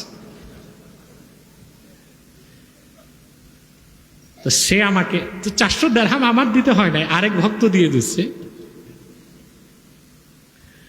২ লিটার মধু কিনে দিছে আমাকে বাংলাদেশে ৩০,০০০ টাকা। কত? ২ লিটার ৩০,০০০ টাকা। ১ লিটার ১৫,০০০ টাকা। ওইটাও মধু। আপনারা বাংলাদেশে যে বোতলে কিনে চাটেন, এটাও মধু। এটা তো চিনি শিরা, এটা খেলে তো সুগার বাড়বে, প্রেশার বাড়বে, স্বাস্থ্য নষ্ট হবে। কিন্তু যেটা আসলেই মধু, ওইটা খেলে রোগ হতে পারে না, রোগ চলে যায়। তাই এটা হচ্ছে আমাদের ডাক্তারদের গবেষণার অভাব। কিসের অভাব? এরা যে ৩০ বছর আগে পড়ছে আর গবেষণা নাই। রুগী দেখতে দেখতে তো জান কাহিল, বুঝেন না? এই পপুলারে গেলে দেখবেন কিছু ডাক্তার আছে সরকারি হসপিটালে চাকরি করে বিকেল ৬টা পর্যন্ত, রাত ৯টায় আসে পপুলারে, রাত ৩টা পর্যন্ত এখানে রুগী দেখে। তো এই রোগ নিজেই তো পাগল হয়ে যাবে, এদের বউ কেমনে সংসার করে তাই তো বুঝি না। দিন রাতে ডাক্তারি করতেছে। এর মাথায় কি আছে, কি গবেষণা করবে, আর রুগীদেরই কি চিকিৎসা দিবে, বুঝেন না? এই জন্যই তো আমাদের দেশের রুগীরা ট্রিটমেন্টের জন্য বিদেশ দৌড়ায়। কোথায় দৌড়ায়? তবে আপনারা ভুলেও ট্রিটমেন্ট করতে ভারতে যাবেন না। জায়গা বিক্রি করে হলেও কমসে কম থাইল্যান্ডে যাবেন। কোথায়? ভালো ট্রিটমেন্ট পাবেন। আর এখানে যাবেন ওদের কাছে ভারতে, ওরা আপনাকে ঠকাই দিবে, ভালো ট্রিটমেন্ট দিবে না। কারণ মালউন কা বাচ্চা কবি নাহি আচ্ছা। সূত্র এটা মনে রাখবেন। এটা আমার দেশের অনেক মৌলবীও ভুলে গেছে, এখন আদরে গদগদ করে পারে না, ব্রাহ্মণদের চুমাচুমি করে। আরে তাদেরকে নিরাপত্তা দেওয়া এক বিষয়, তাদের জানমাল দেখা আরেক বিষয়, কিন্তু সে আর এ মিল্লাত, তাদের ধর্মের কোন জিনিসকে সমর্থন করা যাবে না। মানবিক সাহায্য করা যাবে, নিরাপত্তা দেওয়া যাবে, কিন্তু সে আর এ মিল্লাত, কাফের মুশরিক বেঈমানদের ধর্মীয় কোনো কাজে সহযোগিতা করা যায় না। কারণ উসুল হচ্ছে এ আনাতুল কুফফারে কুফরুন, কাফেরদেরকে কুফরি কাজে সাহায্য করাও কুফরি। কথাগুলো আমি বললাম, যারা ভুল করেছি তারা যেন তওবা করে নেই, আর সামনে যেন পরিবর্তন হইতে যাইয়া নিজেরা চরম পরিবর্তিত হয়ে না যায়। আমরা অস্তিত্ব রক্ষা করি, যা করার করব, অস্তিত্ব বিলীন করে কিছু করার সুযোগ নাই। তাহলে আমরা সুন্নত গ্রহণ করেছি আমল হিসেবে, ঠিক না? নীতি হিসেবে সুন্নত নিছি। এখন আসেন, নীতি হিসেবে সুন্নত আর আমল হিসেবে সুন্নত কি একটু বুঝাই দিচ্ছি। এশার নামাজ কয় রাকাত পড়ছেন আপনারা? এই 4 রাকাত পড়া কি ফরজ, কিন্তু 4 রাকাত যে পড়লেন এটা কোরআন শরীফের কোথাও আছে? এশার নামাজের কথা আছে, কিন্তু 4 রাকাতের কথা আছে?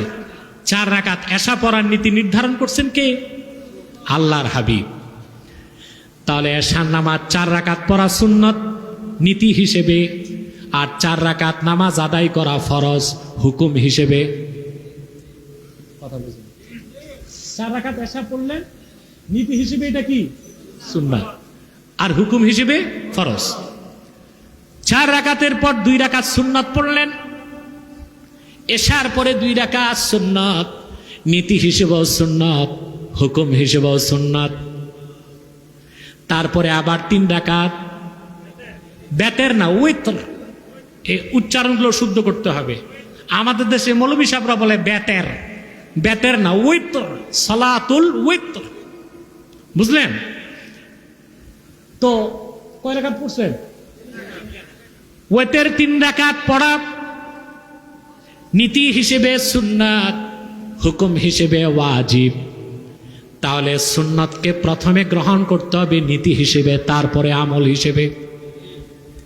এখন রাসূল করিম সাল্লাল্লাহু আলাইহি ওয়াসাল্লাম ১৫০০ বছর আগে উম্মতের ইহকালীন কল্যাণ আর পরকালীন মুক্তির জন্য শুধু নামাজ, রোজা, হজ, যাকাত, পোশাক আশাক, খাওয়া দাওয়া, চলাফেরার ক্ষেত্রে নীতি নির্ধারণ করে যান নাই, বরং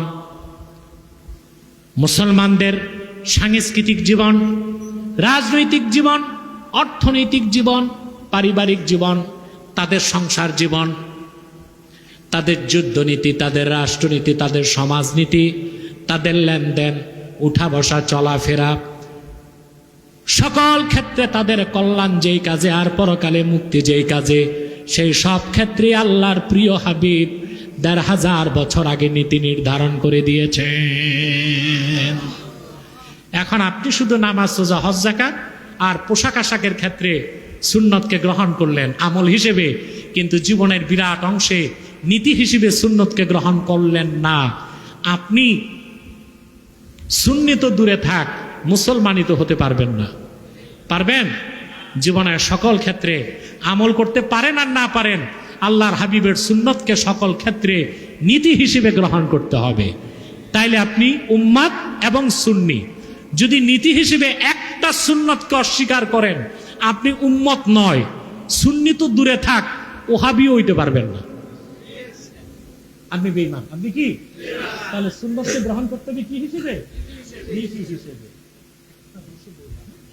কি হিসেবে গ্রহণ করতে হবে? নীতি হিসেবে। যদি আপনি সুন্নতকে নীতি হিসেবে গ্রহণ না করেন, তাহলে আল্লাহ আপনাকে মুসলিম বলে স্বীকৃতি দিবেন না। আমি এই ক্ষেত্রে আল্লাহ তাআলার 2টি হুকুমকে আপনাদের সামনে তুলে ধরছি, যা আল্লাহ স্পষ্ট কোরআন কারীমে আল্লাহ ফতোয়া দিয়েছেন। ফতোয়া কার? জোরে বলেন। সূরা আহজাবে আল্লাহ রাব্বুল আলামিন বলেন,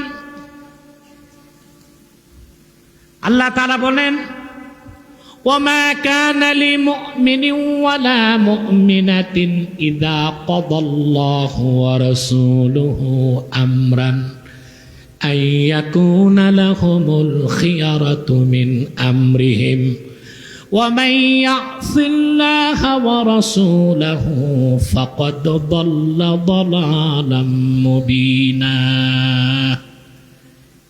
কান পেতে শোনেন আল্লাহর কথা। সিদ্ধান্ত কার? ফতোয়া কার? রায় কার? আল্লাহ বলেছেন ওয়ামা কানা লিমুমিন ওয়ালা মুমিনা, আল্লাহ কোন মুমিন কোন মুমিনা কোন মুসলিম নর কিংবা নারীর জন্য কোনো সুযোগ নাই ইদা কাদাল্লাহু ওয়া রাসূলুহু আমরান আইয়াকুনা লাহুমুল খিয়ারাতু মিন আমরিহিম, কোন বিষয়ে যদি আল্লাহ তার রাসূল সাল্লাল্লাহু আলাইহি ওয়াসাল্লাম সিদ্ধান্ত দেন সেটাকে ভায়োলেট করে নিজেদের মধ্য থেকে নিজেদের মন মস্তিষ্ক প্রসূত গৃহীত কোন সিদ্ধান্ত গ্রহণ করার সুযোগ কোন মুসলিমের কোন মুসলিমার কোন মুমিন নর বা নারীকে দেওয়া হয় নাই। সিদ্ধান্ত কার? এরপর আসেন সবচেয়ে কঠোর কথা আল্লাহ বলেছেন ফালা ওয়া রাব্বিকা লা ইউমিনুনা হাত্তা ইউহাক্কিমুকা ফীমা শাজারা বাইনাহুম থুম্মা লা ইয়াজিদু ফী আনফুসিহিম হারাজাম মিম্মা কাদাইতা ওয়া ইউসাল্লিমু তাসলিমা। আল্লাহ কসম করেন, সুবহানাল্লাহ। আল্লাহর কসমের দরকার হয়? আল্লাহ কসম করে বলেন ফালা ওয়া রাব্বিকা লা ইউমিনুন, হাবিব মুহাম্মদ সাল্লাল্লাহু আলাইহি সাল্লাম আপনার রবের কসম। কসম কে করছেন? জোরে বলতে হবে। লা ইউমিনুনা হাত্তা ইউহাক্কিমুকা ফীমা শাজারা বাইনাহুম,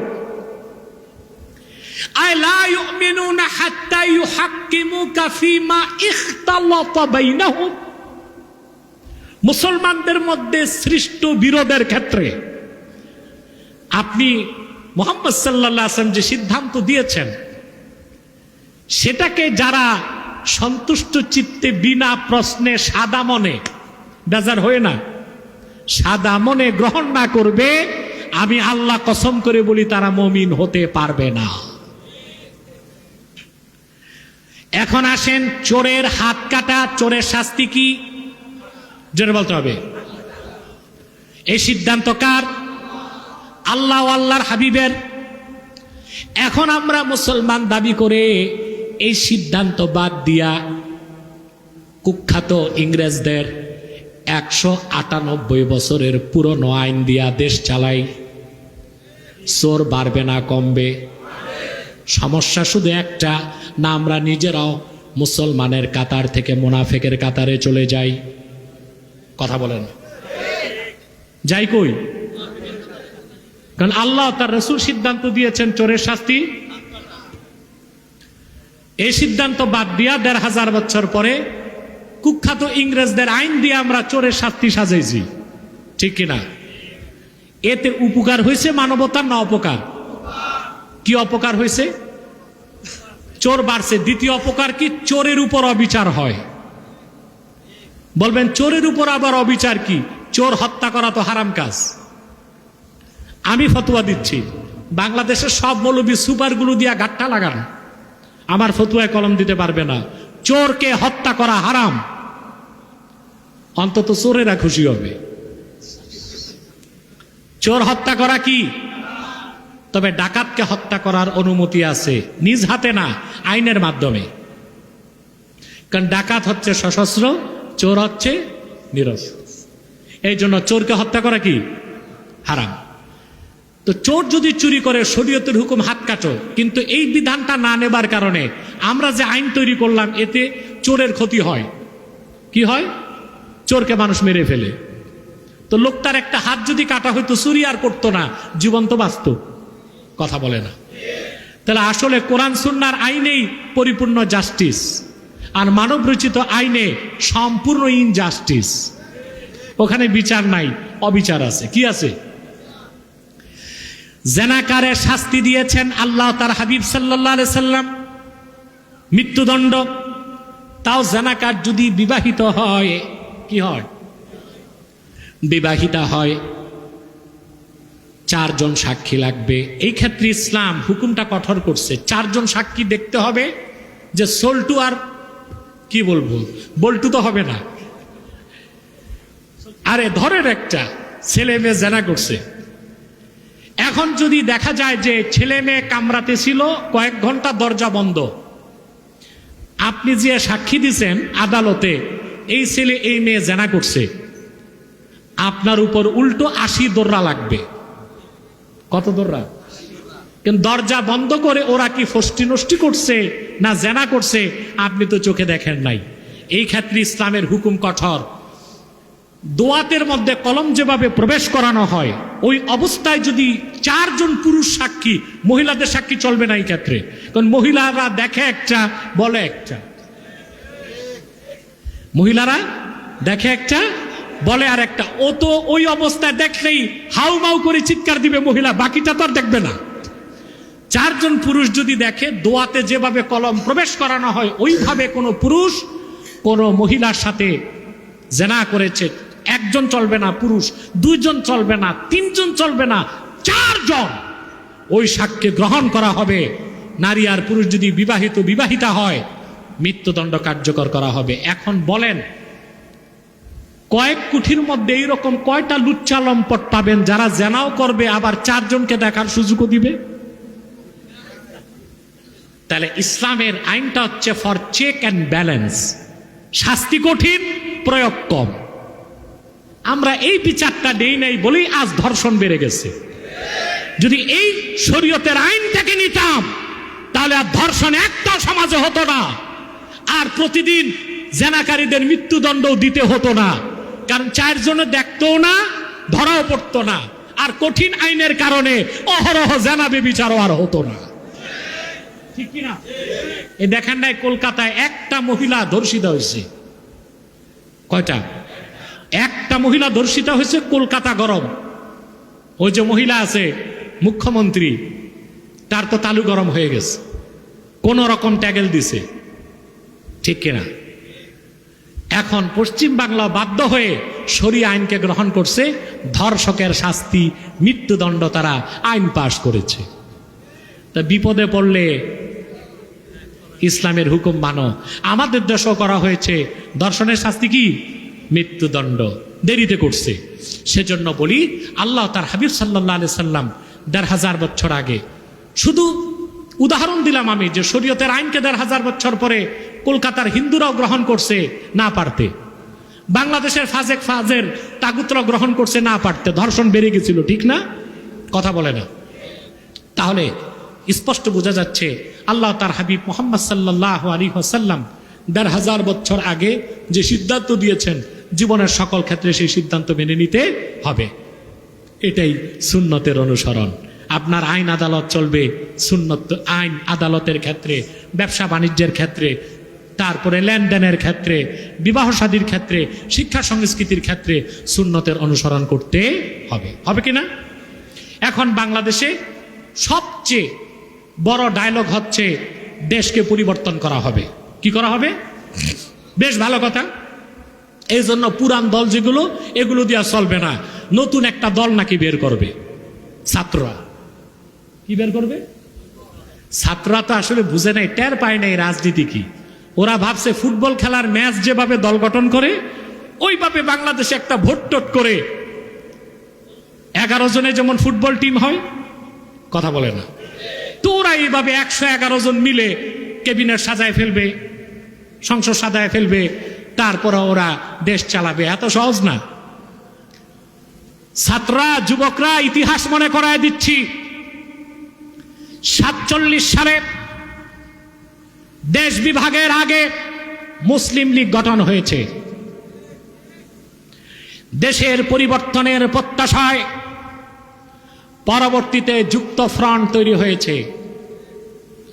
দেশের পরিবর্তনের প্রত্যাশায় আওয়ামী মুসলিম লীগ হয়েছে। দেশের পরিবর্তনের প্রত্যাশায় মুসলিম কেটে আওয়ামী লীগ তৈরি হয়েছে, নতুন দল মুসলিমবাদ।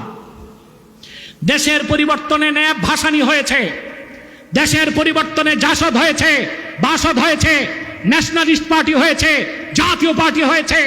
বাংলাদেশের মানুষের ভাগ্যের পরিবর্তন করা সম্ভব হয় নাই, নতুন দল করলেই হবে না।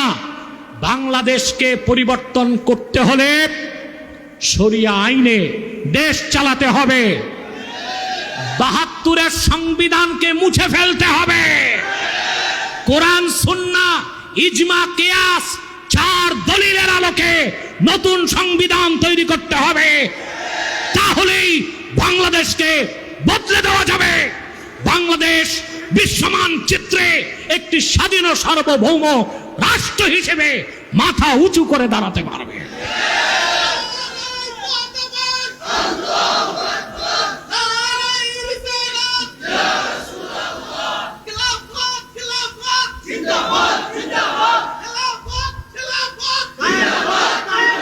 সম্মানিত সুধী, এখন নতুন নতুন ট্রেন্ড আর ডায়লগ শুনি। বলে নতুন যে সরকার হবে এটা হবে ইনক্লুসিভ গভর্নমেন্ট। এটার বাংলা হচ্ছে সম্পৃক্ততামূলক সরকার। অর্থাৎ ওখানে মুসলমানও থাকবে, কাফের মুশরিক হিন্দুরাও থাকবে, সমকামীরা থাকবে, লেসবিয়ানরা থাকবে, হিজড়ারা থাকবে। এটা হচ্ছে ইনক্লুসিভ গভর্নমেন্ট। তো দুনিয়াতে একটা রাষ্ট্র দেখাও তো যেখানে এইরকম একটা গভর্নমেন্ট আছে। আমেরিকাতে লক্ষ লক্ষ মুসলমান, কয়জন সংসদ সদস্য আর সিনেটর আছে? একটা মহিলা সিনেটর আমেরিকায় আছে, তারা ইহুদিরা কথাই তো বলতে দেয় না। চায়নাতে 2 কোটির উপর মুসলমান আছে, চায়নাতে ইনক্লুসিভ গভর্নমেন্টের নামে একজন মুসলমানকেও কি পার্লামেন্টে জায়গা দেওয়া হয়েছে? কথা বলে না। ইসরায়েল তার পার্লামেন্টে ফিলিস্তিনের কোনো মুসলমানকে জায়গা করে দিচ্ছে? তাহলে আমরা এই নতুন কল্পনা, এটা হচ্ছে একটা নতুন রাষ্ট্রকল্প, ইনক্লুসিভ গভর্নমেন্ট। এটা করতে চাচ্ছে যারা লিবারেল ডেমোক্রেট তারা। আমি, মানুষ ভবিষ্যৎবাণী করতে পারে না, লিখে রাখতে পারে না, আমি আমার ফেরাসাত থেকে বলছি, দল যদি হয়ও একটা, সর্বোচ্চ তারা 10 থেকে 12টা সিট পায় কিনা সন্দেহ আছে। কারণ আমি ইতিহাস খুব বেশি গুরুত্ব দেই। মুসলিম লীগ ছিল, তারপর হলো আওয়ামী মুসলিম লীগ, তারপর হলো আওয়ামী লীগ, তারপর হলো যুক্তফ্রন্ট, তারপরে ন্যাব ভাসানী, তারপরে জাসদ, তারপরে বাসদ। এখন খুঁজে দেখেন জাসদ আর বাসদে কোনো লোক নাই। খুঁজলে দেখবেন এক এক দলে 3 জন করে সভাপতি, সেক্রেটারি, দরজার দারোয়ান। এই কমিউনিস্টরা যখন মিছিল করে ঢাকায়, দেখা যায় যত লোক তার চেয়ে বেশি পুলিশ আর কিছু কুত্তা থাকে, নেরি কুত্তা। এরা দল করতেছে বাংলাদেশে। অতএব শুধু দল করলেই হবে না, দেশ পরিবর্তন করতে হলে পরিবর্তন করা হবে কিভাবে, নীতি নির্ধারণ করতে হবে। অতএব পুরনো গণতন্ত্রকে ঘষা মাজা করে, পুরনো ট্রেকে এতদিন যে রেল চলেছে, বগি আর ইঞ্জিন বদলায়া ট্রেনকে নতুন গন্তব্যে নেওয়া যাবে না। দেশ যে ট্রেকে ছিল, যদি দেশকে মেরামত করতে হয়, তে পশ্চিমা বিশ্ব ব্যবস্থা থেকে বেরিয়ে এসে খেলাফতের আদলে শরিয়া রাষ্ট্র কায়েম করতে হবে। তাহলেই বাংলাদেশ নতুন গন্তব্যের দিকে যেতে পারে, নতুবা ফলাফল জিরো। এই ক্ষেত্রে আমি মুসলিমদের উদ্দেশ্যে 2টা হাদিস শুনিয়েই আজকের মতো এই মুহূর্তে সমাপ্ত করছি। রাসূল করিম সাল্লাল্লাহু আলাইহি ওয়াসাল্লাম ইরশাদ করেছেন, হাদিসটি আবু দাউদ শরীফের মধ্যে আছে, সুনান বাজ্জারে আছে, তাবারানীতে আছে, মুসনাদুশ শামিঈনে আছে, অসংখ্য হাদিসের কিতাবে এসেছে। আল্লাহর হাবিব ইরশাদ করেছেন, ১৫০০ বছর আগে উম্মতকে সাবধান করেছেন, ইযা তাবায়াতুম বিল আইনাহ ওয়া আখাযতুম আযনাবাল বাকর ওয়া রাদিতুম বিয-যার'i ওয়া তারাকতুমুল জিহাদ সাল্লাল্লাহু আলাইকুম যুল্লান লা ইয়ানজিউহু হাত্তা তারজিউ ইলা দীনিকুম। রাসূল করিম সাল্লাল্লাহু আলাইহি ওয়াসাল্লামের হাদিস, লা ইয়ানজিউহু হাত্তা তারজিউ ইলা দীনিকুম। রাসূল করিম সাল্লাল্লাহু আলাইহি ওয়াসাল্লাম ইরশাদ করেছেন, ইযা তাবায়াতুম বিল আইনাহ, ইনা হচ্ছে বাহানা। অর্থাৎ তোমরা যতদিন ব্যবসা করবে, এমন ব্যবসা যা পুরাপুরি সুদ না, সুদের তাসাব্বু রাখে। কি রাখে? এটার ব্যাখ্যায় বাজলুল মাজহুদ এবং তুহফাতুল আহওয়াজি বিভিন্ন সরাতে এসছে আল বাইআতুল্লাতী তাতাশাব্বাহু বির-রিবা, যেটা সরাসরি সুদ না, ঘুরে ফিরে সুদ। এইরকম ব্যবসা যতদিন করবে আর গরুর লেজকে আঁকড়ে ধরবে, কৃষিকাজে সন্তুষ্ট থাকবে, জিহাদকে ছেড়ে দিবা, সাল্লাল্লাহু আলাইকুম যুল্লাহ, আল্লাহ তোমাদের উপর জিল্লাতকে, তুচ্ছতাকে, অপমানকে মুসাল্লাত করে দিবেন। কথা বুঝতেছেন? লা ইয়ানজিউহু হাত্তা তারজিউ ইলা দীনিকুম, সেই বেইজ্জত থেকে আল্লাহ তোমাদের কখনো মুক্তি দিবেন না যতক্ষণ পর্যন্ত না তোমরা দ্বীনে ফিরে আসো।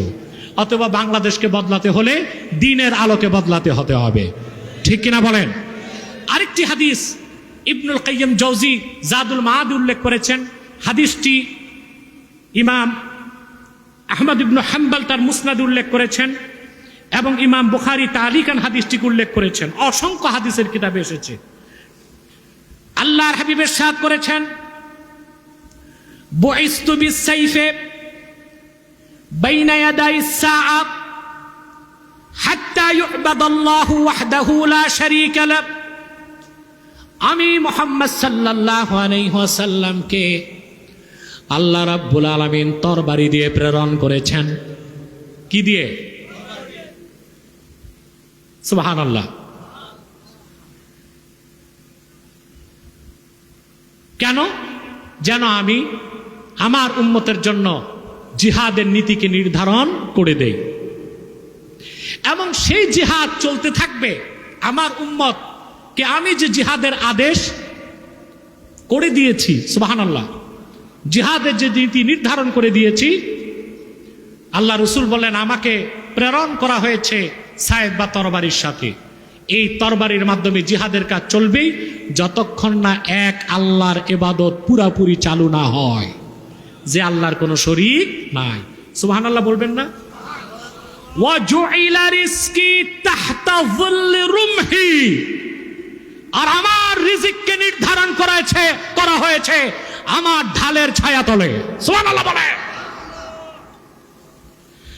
ওয়া জুইলা যিল্লাতু ওয়াস-সাগার আলা মান খালাফা আমরি ওয়া মান তাশাব্বাহা বিকওমিন ফাহুয়া মিনহুম। আর তুচ্ছতা, অপমাননতা, তুচ্ছতা, লাঞ্ছনা, বঞ্চনা নির্ধারিত সেই কওমের জন্যে, সেই জাতির জন্যে, সেই লোকদের জন্যে যারা আমার দেখানো পথ, নীতি, সুন্নাহের বিরোধিতা করবে। ওমান তাশাব্বাহা বিকওমিন ফাহুয়া মিনহুম। আর যে জাতি অন্য যে জাতির সাদৃশ্যকে অবলম্বন করবে তারা সেই জাতির অন্তর্ভুক্ত বলেই গণ্য হবে। অতএব আল্লাহর আখিরি নবী মুহাম্মদ সাল্লাল্লাহু আলাইহি ওয়াসাল্লাম ১৫০০ বছর আগে আমাদের ইহকালীন কল্যাণ ও পরকালীন মুক্তির জন্য যে সুন্নাহ, যে উসওয়া রেখে গিয়েছেন, সেই সুন্নাহের আলোকেই আমাদেরকে চলতে হবে আমাদের পরকালীন মুক্তির জন্য, ইহকালীন কল্যাণের জন্যে। আর এই সুন্নাহর বাইরে যে দেশ মেরামত কখনো সম্ভব হবে না। আল্লাহ যেন আমাদেরকে কবুল করেন, মঞ্জুর করেন।